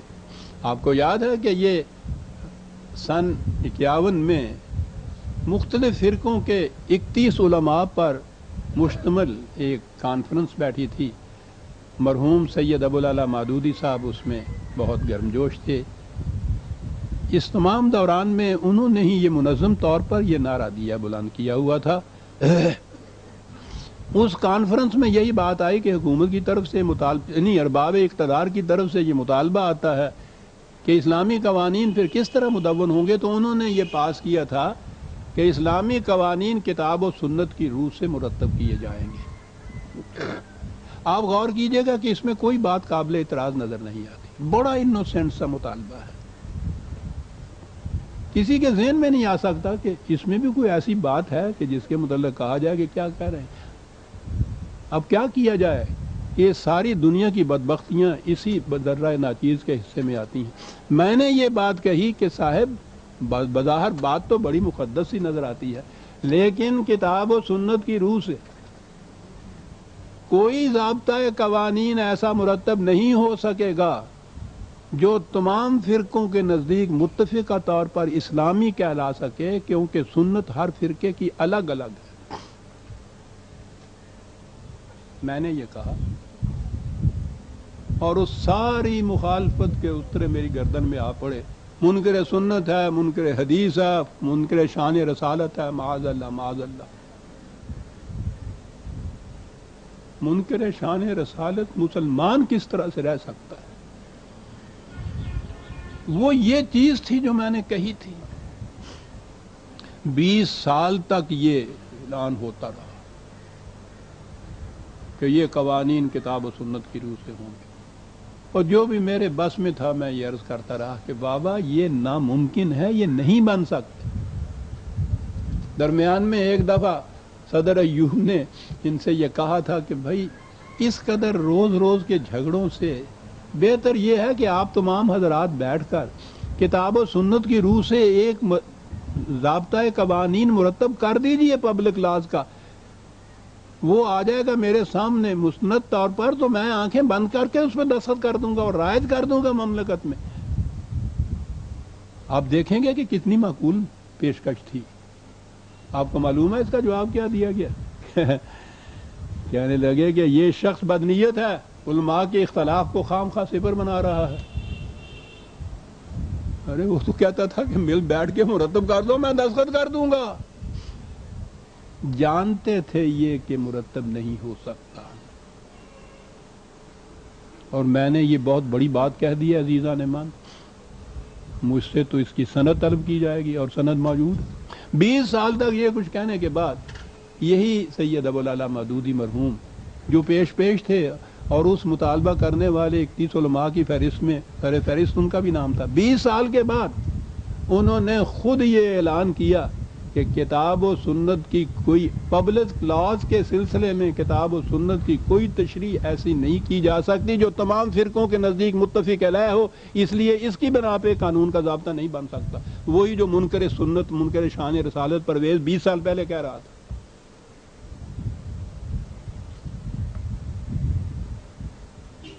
اور اس کے خلاف انہوں نے جو کہا، ان 31 علماء سے بھی کسی ایک نے نہیں کہا کہ یہ غلط کہتا ہے، بن سکتا ہے، کسی نے نہیں کہا۔ جو یہ کہتا اسے کہا جاتا نا کہ منا لائیے۔ غور کیجیے آپ کہ کیا ہو رہا ہے اس ملک کے اندر، کسی نے نہیں کہا۔ وہ کہتا نہیں بن سکتا. پوچھا یہی کہا کہ نہیں بن سکتا تو پھر مملکت کے قوانین تو ہونے چاہیے، تو کیا کیا جائے؟ انہوں نے کہا کہ مملکت میں فقہ حنفی کے ماننے والوں کی اکثریت ہے، اس لیے فقہ حنفی نافذ کر دی جائے. معاف رکھیے گا اگر میں یہ عرض کروں کہ خود فقہ حنفی کے متعلق مودودی صاحب مرحوم کے اپنے عقیدہ کیا تھا، جس کو وہ مملکت کا قانون کہتے تھے، نافذ کر دیجیے گا. انہوں نے کہا تھا کہ مجتہد کتنا ہی باکمال کیوں نہ ہو، زمان و مکان کے تعینات سے بالکل آزاد نہیں ہو سکتا، نہ اس کی نظر تمام ازمنہ و احوال پر وسیع ہو سکتی ہے، لہذا اس کے اجتہادات کا تمام زمانوں میں اور تمام حالات کے مطابق ہونا غیر ممکن ہے. یہ کہہ رہے ہیں کہ 1000 سال پہلے جو فقہ مرتب ہوئی تھی اس فقہ کو اسی طرح سے بیان ہی نافذ آج کر دیجئے، یہ ہے اسلامی قانون. اور وہ کہہ رہے ہیں کہ یہ جنہوں نے فقہ 1000 سال پہلے مرتب کی تھی ان کی فقہ اس قابل نہیں کہ غیر متبدل طور پر اس کو آج بھی نافذ کر دیا جائے. یہ عقیدہ تھا. کہتے تھے بزرگان سلف کے اجتہادات نہ تو اٹل قانون قرار دیے جا سکتے ہیں اور نہ سب کے سب دریا برد کرنے کے لائق ہیں. صحیح اور معتدل مسلک یہی ہے کہ ان میں رد و بدل کیا جا سکتا ہے. فرماتے تھے کہ یہ سلف کون سے انبیاء تھے جن پر ایمان لانے کی مسلمانوں کو تکلیف دی گئی ہے. ارشاد تھا کہ بنیادی نقص اس مسخ شدہ مذہبیت میں ان کی جو تھی علماء کی فقہ کی بنیادی نقص اس مسخ شدہ مذہبیت میں یہ ہے کہ اس میں اسلامی شریعت کو ایک منجمد شاستر بنا کر رکھ دیا گیا ہے.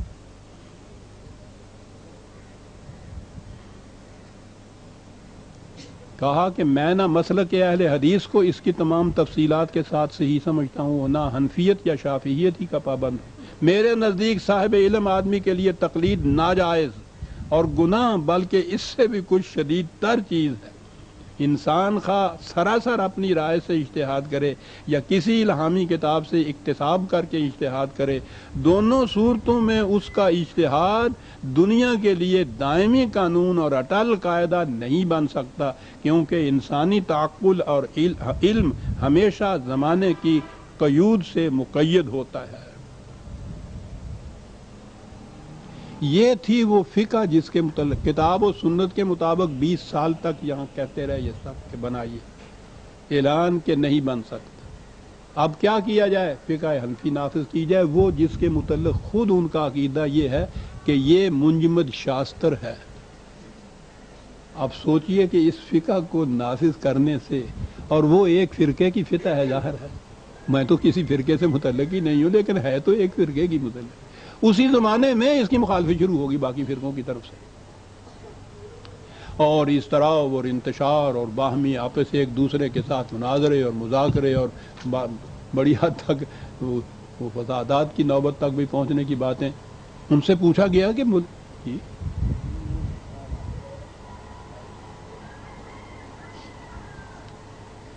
صاحب اس سے تو یہ ملک کے اندر یہ انتشار پھیل گیا ہے،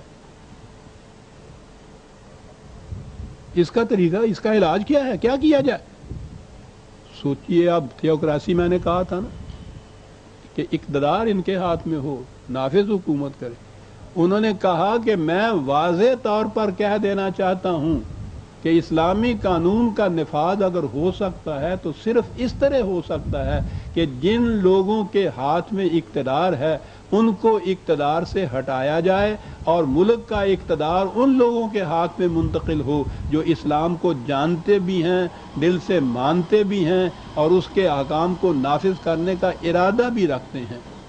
ایسے لوگ موجود ہیں، اور جس روز اقتدار ان کے ہاتھ میں آئے گا اس کے دوسرے روز اسلامی احکام نافذ ہو جائیں گے. اور فرما لیا آپ نے کہ کس طرح سے اسلامی نافذ ہونا تھا. یہ تھی وہ تھیوکریسی.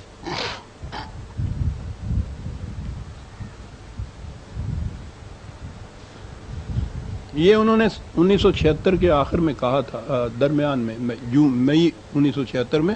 اس کے کچھ عرصہ بعد یا 1 سال بعد یہ انقلاب آ گیا، پہلی حکومت کی جگہ موجودہ حکومت آ گئی اور یہاں صدر مملکت جنرل ضیاء صاحب نے آتے یہ اعلان کیا کہ وہ ملک میں اسلامی قوانین یا اسلامی نظام نافذ کرنا چاہتے ہیں۔ مجھے عزیزان من کسی کی نیت پر شبہ کرنے کا کوئی حق حاصل نہیں، لیکن نیت کچھ بھی ہو، ان کے ذہن میں اب نظر آتا ہے اس 5 سالہ تاریخ کی روح سے کہ ان کے ذہن میں وہ اسلام وہی تھا جو مذہبی پیشوائیت حضرات کا اسلام تھا، اقبال اور قائد اعظم کا پیش کردہ اسلام نہیں ہے۔ انہوں نے نیک نیتی سے اس کو نافذ کرنا چاہا یا مذہبی پیشوائیت کی مخالفت سے بچنے کے لیے، مجھے کوئی حق حاصل نہیں، میں کچھ اس میں رائے دوں، لیکن نیت کچھ بھی ہو، سینکھیا تو بہرحال سینکھیا ہوتا ہے۔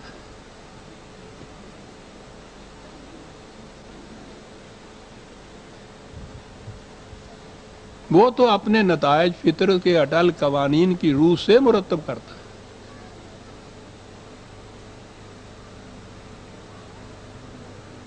اس دوران میں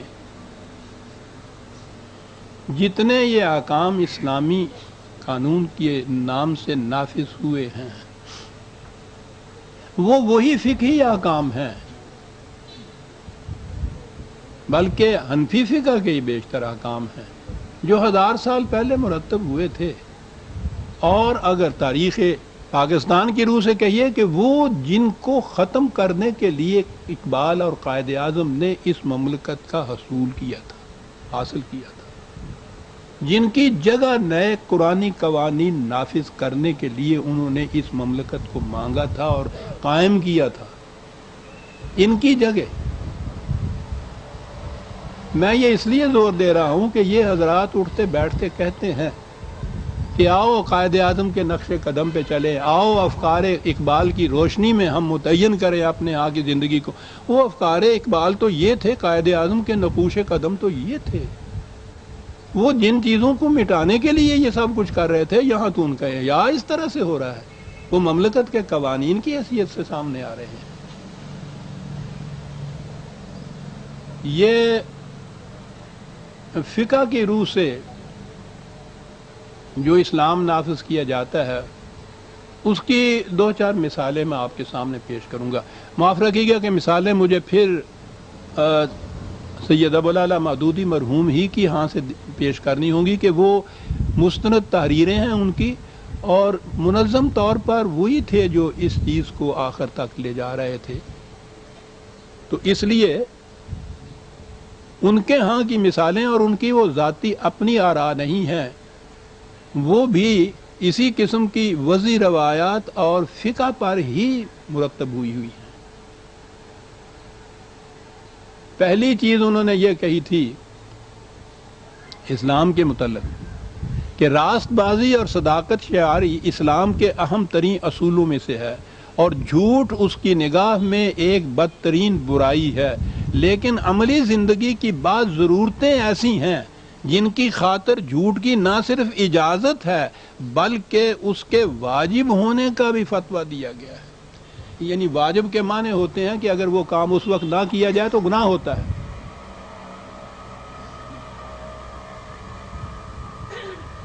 جھوٹ بولنے کے متعلق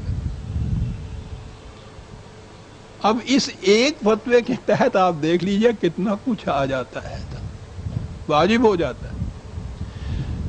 میری بیٹیاں مجھے معاف رکھیں، کچھ کہنا ہی پڑتا ہے، جنسیات کا اس دور میں بہت دور دارا ہے، فحاشی کے خلاف تو اب تحریکیں چلائی جاتی ہیں، اور معاف رکھیں میری بیٹیاں اور بہنیں، فحاشی کا منبع انہیں قرار دیا جاتا ہے۔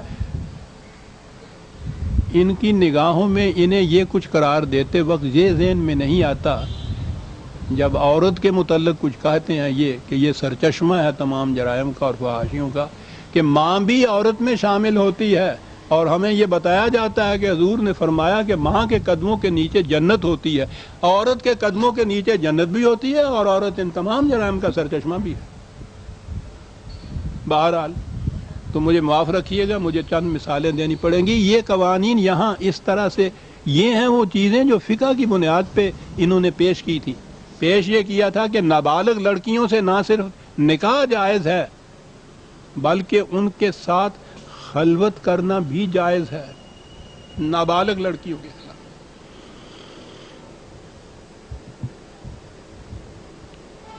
عزیزان من، ان تمام چیزوں کے حوالے موجود ملیں گے آپ کو میرے اس خطاب میں جب یہ شائع ہو کر آپ کے سامنے آئے گا۔ تو ان سے دریافت کیا گیا کہ جنت کی حوریں کون ہوں گی؟ وہ تو وہاں تک کے معاملات تک دسترس رکھتے تھے۔ فرمایا کہ کفار کی لڑکیاں جو کم سنی میں وفات پا گئی ہوں گی انہیں جنت میں حوریں بنا دیا جائے گا۔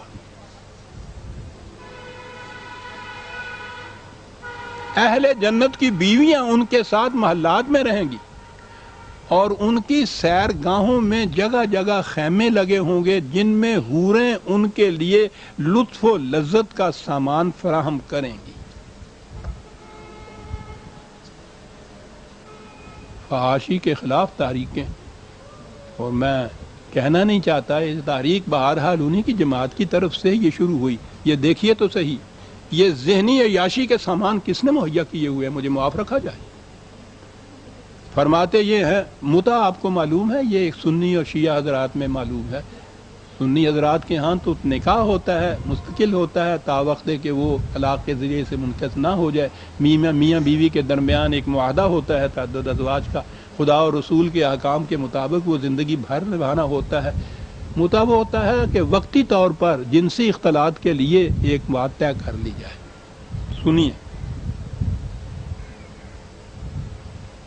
لکھتے ہیں کہ فرض کیجئے کہ ایک جہاز سمندر میں ٹوٹ جاتا ہے، فرض کیجئے، اور ایک مرد اور عورت کسی تختے پر بہتے ہوئے کسی ایسے سنسان جزیرے میں پہنچ جاتے ہیں جہاں کوئی آبادی موجود نہ ہو، وہ ایک ساتھ رہنے پر مجبور ہیں اور شرعی شرائط کے مطابق ان کے درمیان نکاح بھی نہیں ہو سکتا۔ ایسی حالت میں ان کے لیے اس کے سوا چارہ نہیں کہ باہمی خود ہی جاب و قبول کر کے اس وقت تک کے لیے عارضی نکاح کر دیں جب تک وہ آبادی میں نہ پہنچ جائے یا آبادی ان تک نہ پہنچ جائے۔ کم و بیش ایسی ہی اضطراری صورتیں اور بھی ہو سکتی ہیں۔ متع اسی طرح کی اضطراری حالت کے لیے ہے۔ یہ سنی تھے اور فرما رہے ہیں اضطراری حالت ہے کہ مجبوری ہے یہ کچھ، اگر وہ بہن بھائی ہوں تو۔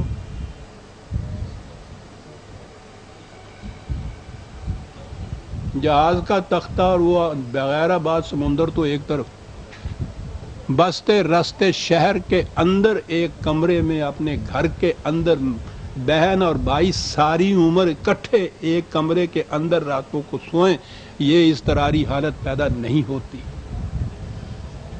قرآن نے کہا ہے، جب یہ کہا ہے کہ جس شخص کو نکاح کے ممکن نہ ہو اسے ضبط نفس سے کام لینا چاہیے، قرآن کہتا ہے یہ۔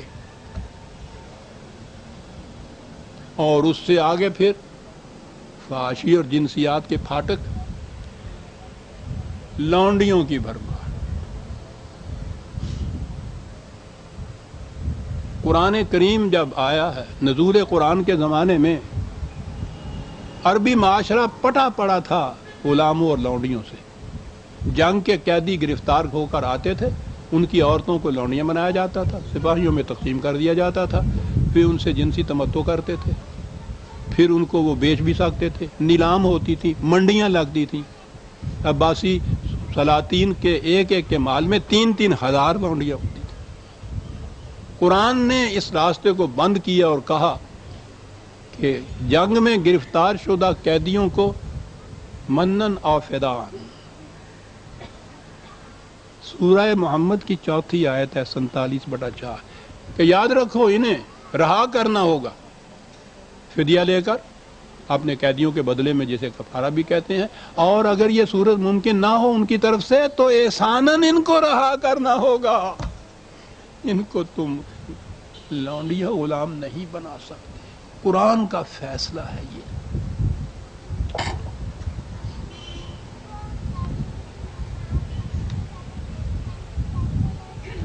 ملوکیت جب آئی تو پھر جنسیات کے پھاٹک بھی کھلنے تھے۔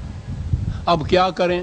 قرآن کی یہ آیت پڑی ہوئی ہے سر۔ کس قدر ان کے لیے مصیبت؟ نہیں صاحب مصیبت کی بات نہیں، میری قرآن دانی سے نہ ہو جائے تم خفا صاحب، مجھے تفسیر بھی آتی ہے، اپنا مدعا کہیے۔ تو سلاطین کا مدعا تو واضح تھا، کیا کرتے مصیبت میں؟ بیویوں پہ پھر بھی وہ تعداد تھی، اگرچہ وہ بار بار طلاق دینے سے تعداد تو ایک دفعہ پوری رکھتے ہیں لیکن وہ کیلنڈر کی طرح بدلتی بھی جاتی۔ اس کے علاوہ صاحب یہ لونڈیاں ملک کی، مختلف اقوام کی، روم کی خاص طور پر، ایران کی، کیا کریں؟ انہوں نے کہا کہ صاحب یہ جو ہے نا قرآن کا مسئلہ، یہ دونوں ہی شکلیں صرف نہیں ہیں۔ فقہ نے فیصلہ دیا کہ ان کو کفارہ یا فدیہ لے کر رہا بھی کیا جا سکتا ہے، یہ مودودی صاحب کا ارشاد ہے، اور انہیں غلام اور لونڈیاں بھی بنایا جا سکتا ہے۔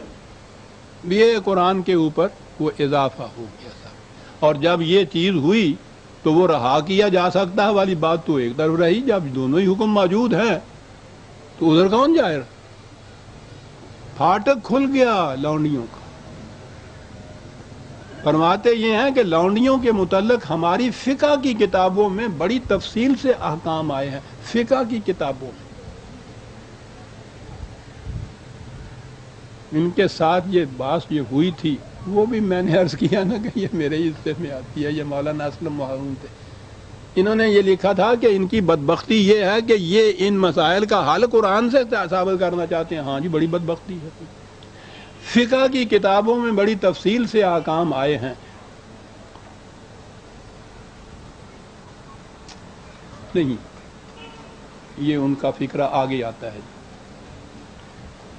انہوں نے لکھا یہ ہے اپنی کتاب میں نے عرض کیا کہ میں نے یہ کہا ہے کہ فقہ کی کتابوں میں تفصیل سے احکام موجود ہیں ان کے متعلق۔ وہ کہتے ہیں کہ حکومت کو اختیار ہے، یہ مودودی صاحب کا اقتباس ہے، کہ جنگ میں گرفتار شدہ عورتوں کو چاہے رہا کر دے، چاہے ان سے فدیہ لے حکومت، چاہے ان کا تبادلہ ان مسلمان قیدیوں سے کر لے جو دشمن کے ہاتھوں میں ہوں، اور چاہے تو انہیں سپاہیوں میں تقسیم کر دے اور سپاہی انہیں اپنے استعمال میں لائیں۔ استعمال کموڈٹی، جنس کے لیے لفظ استعمال ہوتا ہے، استعمال میں لائیں۔ وہ آگے چل کے لکھتے ہیں کہ کہتے ہیں اعتراض اس پہ کرتے ہیں یہ لوگ مغرب زدہ ملحد بے دین، ان عورتوں کے لیے اس سے بہتر حل اور کیا ہو سکتا ہے کہ جو عورت حکومت کی طرف سے جس شخص کی ملکیت میں دے دی جائے، عورت ملکیت میں دے دی جائے، اس کے ساتھ اس شخص کو جنسی تعلقات قائم کرنے کا قانونی حق دیا جائے۔ اس کے لیے نکاح کی بھی ضرورت نہیں، تعداد کی بھی کوئی قید نہیں، انہیں فروخت بھی کیا جا سکتا ہے۔ یہ ہے احکام۔ عزیزان مان، یہ ہے وہ اسلام جو آپ کے عہد ملوکیت میں وضع ہوا تھا اور جو فقہ کے قوانین کی حیثیت سے 1000 برس سے چلا آ رہا ہے۔ یہ ان کے اپنے نہیں ارشادات، میں نے عرض کیا ہے کہ یہ ان تمام کتابوں کے اندر۔ اس دور کا دوسرا سب سے اہم گوشہ معاشیات کا ہے۔ اس دور میں نظام سرمایہ داری مستحکم طور پر چلا جا رہا تھا۔ وہ تو ایسا دور تھا جس میں خود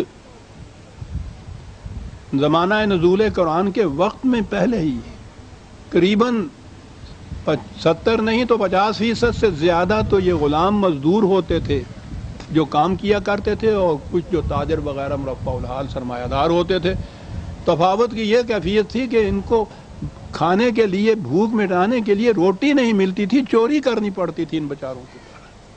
ایسا نظام تھا سرمایہ داری کا۔ سرمایہ داری کا نظام کیا ہے؟ ہر شخص کو حق حاصل ہے کہ جتنی جی چاہے دولت جمع کر، اور جتنی جی چاہے وسیع رقبہ اراضی کے اوپر اپنی ملکیت قائم کر۔ دولت اتنی کٹھی کی، جتنی دولت اس کے پاس آئے گی، اموار تقسیم ہوتی تو یہ ان غریبوں کے حصے میں آتی نا، وہاں سے چھین کے لی۔ جتنی زمین ایک شخص نے اپنی ملکیت میں لے لی، ان سے ان کاشتکاروں کو محروم کر دیا جو سال بھر محنت کرتے ہیں اس کے اوپر. سال بھر وہ محنت کرتے رہیں، ان کا آدھا حصہ جتنا ہے یا کرایہ وہ کاشتکار وہ ذمہ دار اپنے گھر میں لے جائے. اس دور میں مودودی صاحب مرحوم نے یہ فرمایا، مسئلہ ملکیت زمین ان کی کتاب ہے. کہا کہ اسلام نے کسی نوع کی ملکیت پر بھی مقدار اور کمیت کے لحاظ سے کوئی حد نہیں لگائی. ان حضرات کی ٹیکنیک یہ ہے کہ وہ اسلام کہہ دیتے ہیں، کوئی حوالے کی ضرورت نہیں ہے. کچھ ایسے ہے جیسے کوئی محمد اسلام بیٹھا ہوا ہے جو ان سے کہہ جاتا ہے یہ بات کہ اس نے یہ کہا ہے. اسلام نے کسی نوع کی، ارے بھائی کوئی اتھارٹی کوٹ کرو، کوئی حوالہ دو، کوئی سند دو کہ کس نے یہ کہا ہے. قرآن نے یہ کہا ہے، حدیث نے. اسلام نے کسی نوع کی ملکیت پر بھی مقدار اور کمیت کے لحاظ سے کوئی حد نہیں لگائی. جائز ذرائع سے جائز چیزوں کی ملکیت جنہیں یہ جائز قرار دیں، جبکہ اس سے تعلق رکھنے والے شرعی حقوق اور واجبات ادا کیے جاتے رہیں، یہ زکوٰۃ کا 2.5% بلا حد و نہایت رکھی جا سکتی ہیں. روپیہ، پیسہ، جانور، استعمالی اشیاء، مکانات، سواری، غرض کسی چیز کے معاملے میں بھی قانوناً ملکیت کی مقدار پر کوئی حد نہیں. کہا پھر آخر تنہا زرعی جائیداد میں وہ کون سی خصوصیت ہے جس کی بنا پر صرف اس کے معاملے میں شریعت کا میلان یہ ہو کہ اس کے حقوق ملکیت کو مقدار کے لحاظ سے محدود کر دیا جائے یا انتفاع کے مواقع سلب کر کے ایک حد خاص سے زائد ملکیت کو آدمی کے لیے بیکار کر دیا جائے. تو کہا کہ مصلحین کی نگاہ میں یہ بات رہنی چاہیے کہ اسلام کے حدود میں رہتے ہوئے ہم کسی نوع کی جائز ملکیتوں پر نہ تو تعداد یا مقدار کے لحاظ سے کوئی پابندی عائد کر سکتے ہیں اور نہ ایسی من مانی قیود لگا سکتے ہیں جو شریعت کے دیے ہوئے جائز حقوق کو عملاً سلب کر لینے والی ہو.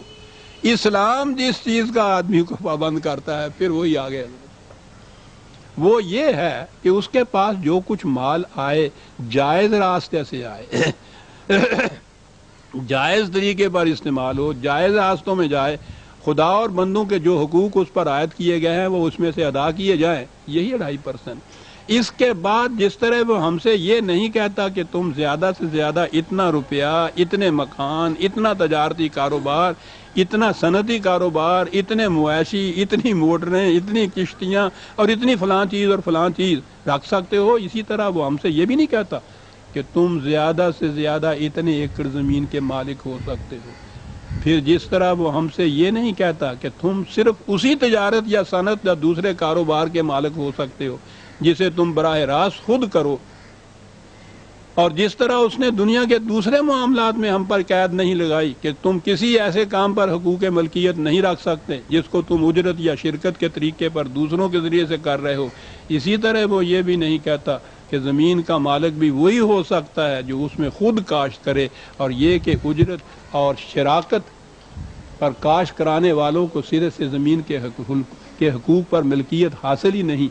اس قسم کی قانون سازیاں خود مختار لوگ تو کر سکتے ہیں، مگر جو خدا اور رسول کے مطیع فرمان ہیں وہ ایسی باتیں سوچ بھی نہیں سکتے.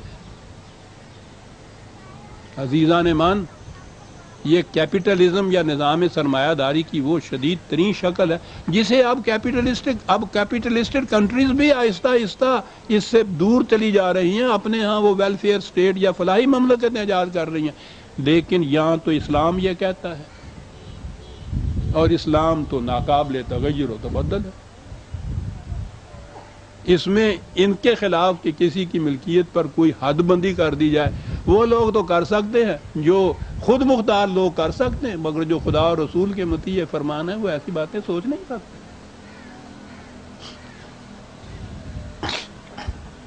سوال یہ پیدا ہوگا کہ اس قسم کا اسلام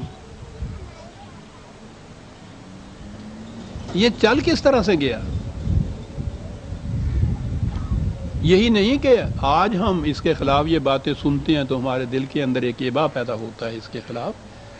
اس دور میں بھی انسان بستے تھے، ان کے بھی ضمیر تھے، ان کو بھی احساس تھا کہ غلامی اور محتاجی اور محکومی جو ہے وہ کس قدر باعث تذلیل انسانیت ہے. پھر یہ کیسے برداشت ہوتا تھا؟ اس کے لیے ایک بڑا اہم حربہ ہے، اور وہ ہے مرتد کی سزا موت۔ مرتد کسے کہتے ہیں؟ جس کے خلاف یہ حضرات فتویٰ دے دیں کہ اس کے عقائد اسلام کے مطابق نہیں، یعنی ان کے مطابق نہیں، وہ مرتد ہوتا ہے اور اس کی سزا موت ہوتی ہے۔ اگر کوئی یہ چاہے مسلمان کے صاحب یہ آپ والا اسلام میرے لیے تو پسند خاطر نہیں، میرے لیے ناقابل برداشت ہے، اگر وہ یہ مذہب چھوڑ کر کوئی دوسرا مذہب اختیار کرنا چاہے، عیسائی یا ہندو یا یہ ہونا چاہیے کہ اس سے میں کسی طرح سے جان چھڑاؤں، اسے بھی مرتد قرار دیا جاتا ہے اور اس کی سزا بھی موت ہوتی ہے۔ بہرحال مسلمان رہتے ہوئے تو اگر ان کے عقائد کے خلاف کوئی شخص کوئی عقیدہ رکھے، اس کا اظہار کرے، تو وہ مرتد ہے، مرتد کی سزا قتل ہے۔ ملوکیت کے دور میں اس چیز سے بڑا کام بھی لیا گیا۔ ان حضرات نے تو اپنے طور پر جسے چاہا مرتد قرار دیا اور اس کی گردن اڑ گئی۔ بادشاہ بھی جس مخالف کے متعلق سمجھتے تھے کہ براہ راست اگر اس کو راستے سے ہٹایا گیا تو ایجیٹیشن ہو جائے گی، وہ ان سے فتویٰ لے لیتے تھے اس کے مرتد ہونے کا، اور پھر کسی کی جرت نہیں تھی کہ اس کے خلاف کچھ کہے، کیونکہ اس فتوے کے خلاف کچھ کہنا بھی ارتداد ہوتا تھا۔ آپ سوچ رہے ہیں عزیزان من تھیوکریسی کیا ہوتی ہے؟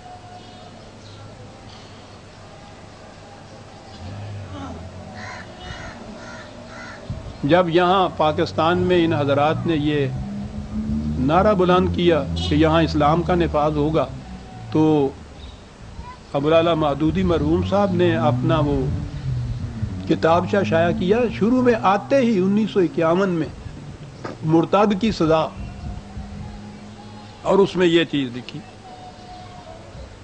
اور کہا کہ یہ میرا ذاتی فیصلہ نہیں، یہ تمام فقہائے اسلام کا متفق علیہ فیصلہ ہے، اور اس باب میں ماہرین علم شریعت کے درمیان کوئی اختلاف نہیں۔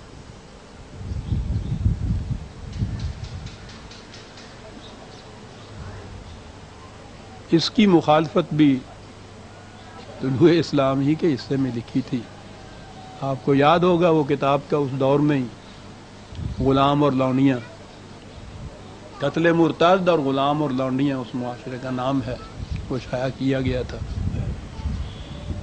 اور اسی کے مقابلے اسی کے بنا پر انہوں نے کہا کہ یہ مخبوط الحواس ہیں، یہ لوگ جو کہتے ہیں کہ اسلام میں کسی کو غلام نہیں بنایا جا سکتا اور اس میں سرمایہ داری نہیں ہے، مخبوط الحواس، جو چاہے آپ کا اس نے کرشمہ ساز۔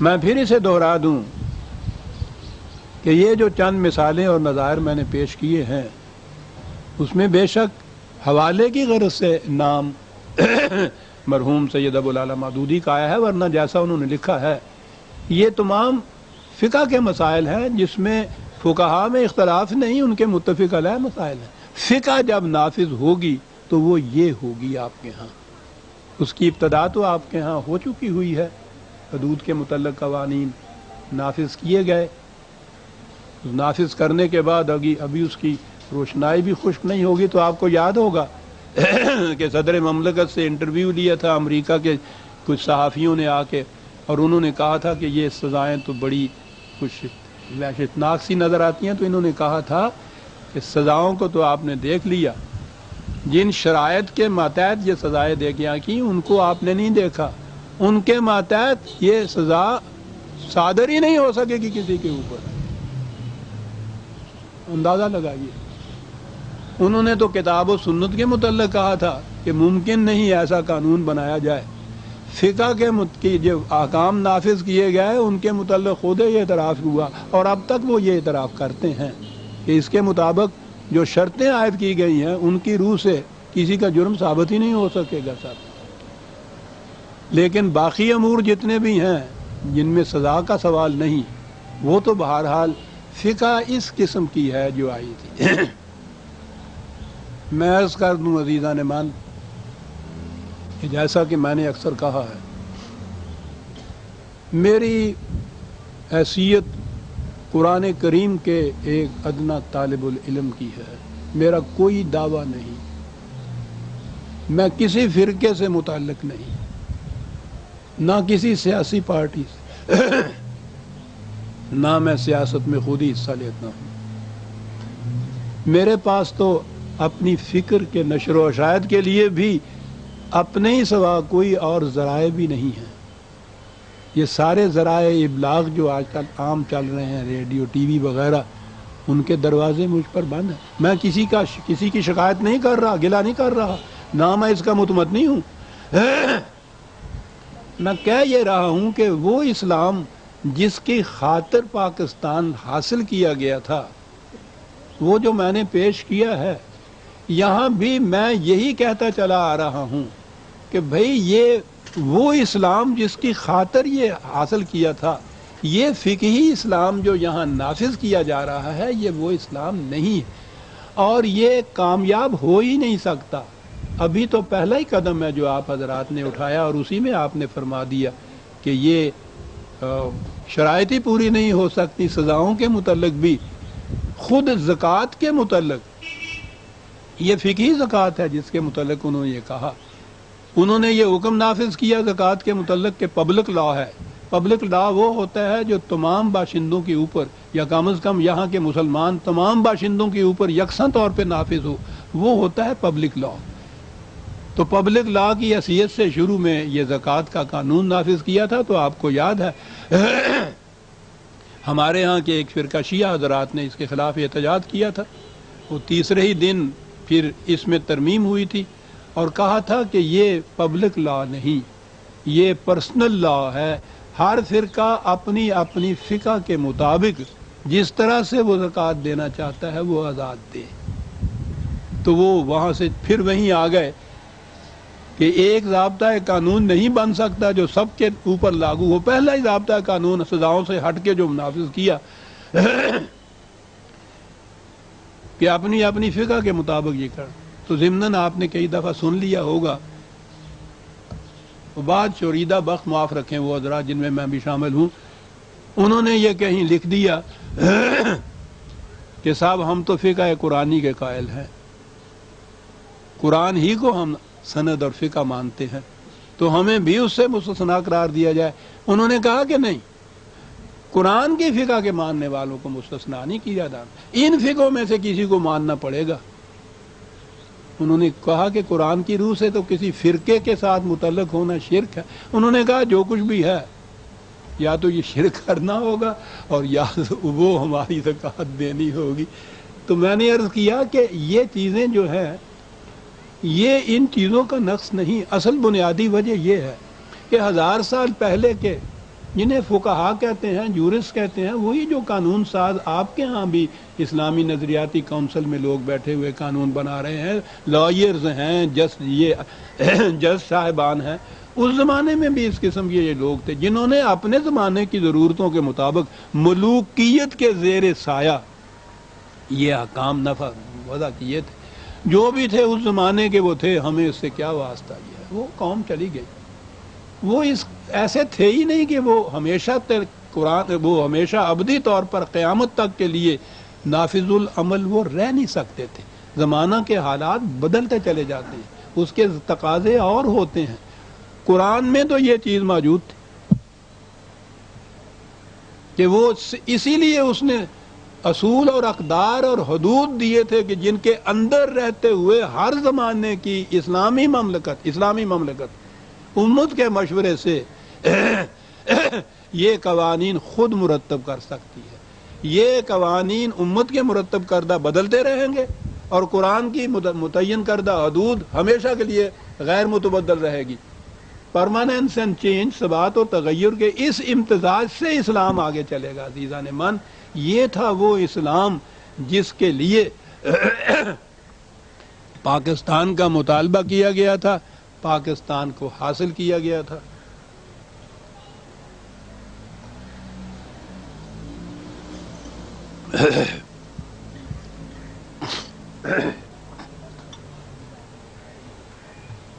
اور آخر میں یہ عرض کروں کہ مرحوم مودودی صاحب سے یہ پوچھا گیا کہ جو لوگ اس اسلام کے قائل نہیں ہوں گے، نہیں مانیں گے، انہوں نے کہا کہ اس کے متعلق تو بڑا آسان فیصلہ، وہی ان کا کتاب تھا مرتد کی سزا 1951 کا ایڈیشن۔ فرمایا غور سے سنیے، تے مل گے لاؤ جنہوں ملنا گلنا ہے گا۔ فرمایا کہ جس علاقے میں اسلامی انقلاب رونما ہو وہاں کی مسلمان آبادی کو نوٹس دیا جائے کہ جو لوگ اسلام سے اعتقاداً اور عملاً منحرف ہو چکے ہیں اور منحرف ہی رہنا چاہتے ہیں، وہ تاریخ اعلان سے 1 سال کے اندر اندر اپنے غیر مسلم ہونے کا باقاعدہ اظہار کر کے ہمارے نظام اجتماعی سے باہر نکل جائیں۔ خدا کا نظام اجتماعی نہیں، ہمارے نظام اجتماعی سے باہر نکل جائیں۔ اس مدت کے بعد 1 سال بھر کا نوٹس، نہ خیر کافی نوٹس آپ کو ملے گا۔ اس مدت کے بعد ان سب لوگوں کو جو مسلمانوں کی نسل سے پیدا ہوئے ہیں مسلمان سمجھا جائے گا، تمام قوانین اسلامی ان پر نافذ کیے جائیں گے، فرائض و واجبات دینی کے التزام پر انہیں مجبور کیا جائے گا، اور پھر جو کوئی دائرہ اسلام سے باہر قدم رکھے گا اسے قتل کر دیا جائے گا۔ اس اعلان کے بعد انتہائی کوشش کی جائے گی کہ جس قدر مسلمان زادوں اور مسلمان زادیوں کو کفر کی گود میں جانے سے بچایا جا سکتا ہے بچا لیا جائے۔ شکریہ۔ پھر جو کسی طرح نہ بچائے جا سکیں انہیں دل پر پتھر رکھ کر ہمیشہ کے لیے اپنی سوسائٹی سے کاٹ پھینکا جائے گا، اور اس عمل تطہیر کے بعد اسلامی سوسائٹی کی نئی زندگی کا آغاز صرف ایسے مسلمانوں سے کیا جائے گا جو اسلام پر راضی ہوں، ایسے مسلمانوں سے جو اسلام پر راضی ہوں، یعنی جو ان کے متعین کردہ اسلام پر راضی ہوں، صرف ان کو باقی رکھا جائے گا۔ عزیزان من، میں نے اس خطاب میں ایک لفظ بھی اپنی طرف سے نہیں کہا، اتھارٹیز اس کی موجود ہیں، ان حضرات کے یہ کہنے کی ہیں، یہ بھی وہ کہتے ہیں کہ ہماری ذاتی رائے نہیں، یہ احکام ہیں فقہ کے جنہیں وہ اسلامی شریعت یا اسلام کہہ کر پکارتے ہیں، اور یہ ہیں وہ احکام فقہ وہ جس کو یہاں آہستہ آہستہ نافذ کیا جا رہا ہے۔ اس میں فقہ کے علمبردار تو بہرحال یہی مذہبی پیشوائیت یا علماء حضرات ہیں، یہی بتائیں گے کہ فلاں معاملے میں فقہ کا فیصلہ یا اسلام کا بقول ان کے فیصلہ کیا ہے، اور حکومت تو پھر مجبور ہو جائے گی کہ اس کو نافذ کرے۔ اگر یہ چیز ان کے ہاتھ میں جب آئے گی تو اس سیلاب کی روک تھام کسی کے بس کی بات نہیں ہوتی۔ تھیوکریسی ابتدا میں بڑی انوسنٹ سی نظر آتی ہے کہ یہ نکاح طلاق کے مسائل کے فتوے دیتے ہیں، آخر میں چل کے یہاں پہنچتی ہے جو میں نے ابھی آپ کے سامنے اقتباس پیش کیا۔ اس کی روک تھام تو پھر کسی حکومت کے بس کی بھی بات نہیں رہا کرتی۔ تھیوکریسی کی تاریخ بتاتی ہے کہ ان کے فتووں کی روح سے کتنے تاج اڑتے ہوئے نظر آتے ہیں اور کتنے حکومتوں کے تختے الٹتے ہوئے دکھائی دیتے ہیں، اور یہ چیز ان قوانین کی روح سے ہوتی ہے جو ہمارے دور ملوکیت میں بنے اور جن کی جگہ قرآنی احکام کو لانے کے لیے یہ مملکت حاصل کی گئی تھی۔ تو اس کے بعد احباب خود سوچ لیں، جو میں نے عرض کیا تھا کہ انتظار تھا جس کا، یہ وہ سحر تو نہیں، اس کے جو معنی ہیں وہ آپ جانتے ہیں، وہ سحر تھی جو قرآن کریم نے پیش، جس کی نمود صدر اول نبی اکرم صلی اللہ علیہ وسلم اور والذین معہ رضی اللہ عنہم ہاتھوں مقدس ہاتھوں سے نمودار ہوئی۔ وہ ایسی سحر نمودار ہوئی کہ ساری دنیا کی تاریکیاں چھٹ گئی تھی، اس کے بعد سحر اجالا ہی اجالا تھا۔ پھر جو تاریک رات ہماری آئی ہے، چلی آ رہی ہے اس وقت تک۔ زمانے کے تقاضوں سے کچھ امکان پیدا ہوا تھا کہ جیسا ابلیس نے کہا تھا کہ مجھے ڈر ہے کہ ہو نہ جائے آشکارا شرع پیغمبر کہیں، اس کے لیے اس نے کہا تھا کہ یہ کرو، ان سے کہو کہ یہ ہے اسلام، اسے نافذ کرو۔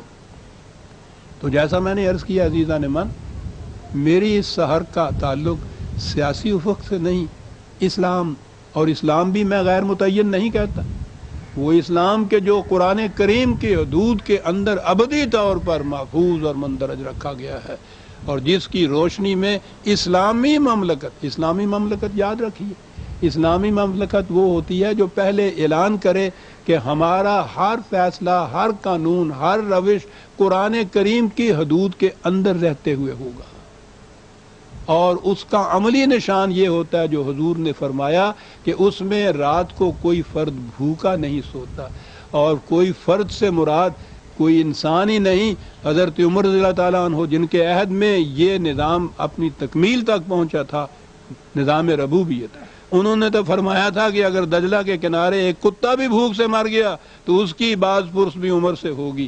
اس کی عملی نشانی یہ کہ کسی انسان کی کسی دوسرے انسان پہ حکومت نہیں، کوئی روٹی کے لیے کسی دوسرے کا محتاج نہیں، کسی کی تذلیل نہیں ہوتی، کسی کی ذلت نہیں ہوتی، اور کوئی خوف یا کوئی حزن نہیں ہوتا۔ عزیزان من، یہ ہے وہ سحر جو قرآن کے خورشید جہاں تاب کی روشنی میں نمودار ہوگی۔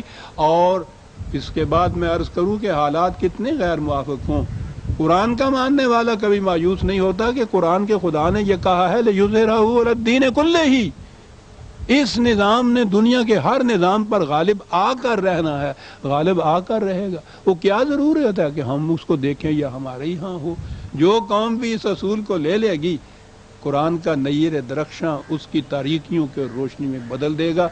یہ عزیزان من آج کے خطاب کا آپ کے سامنے میں نے پیش کیا۔ شکریہ کہ آپ نے نہایت سکون سے، سکوت سے اس کو سنا۔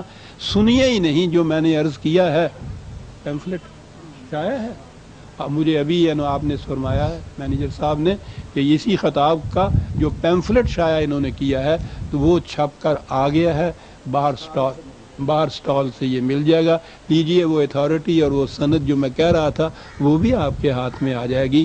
اللہ تعالیٰ آپ کو خوش رکھے۔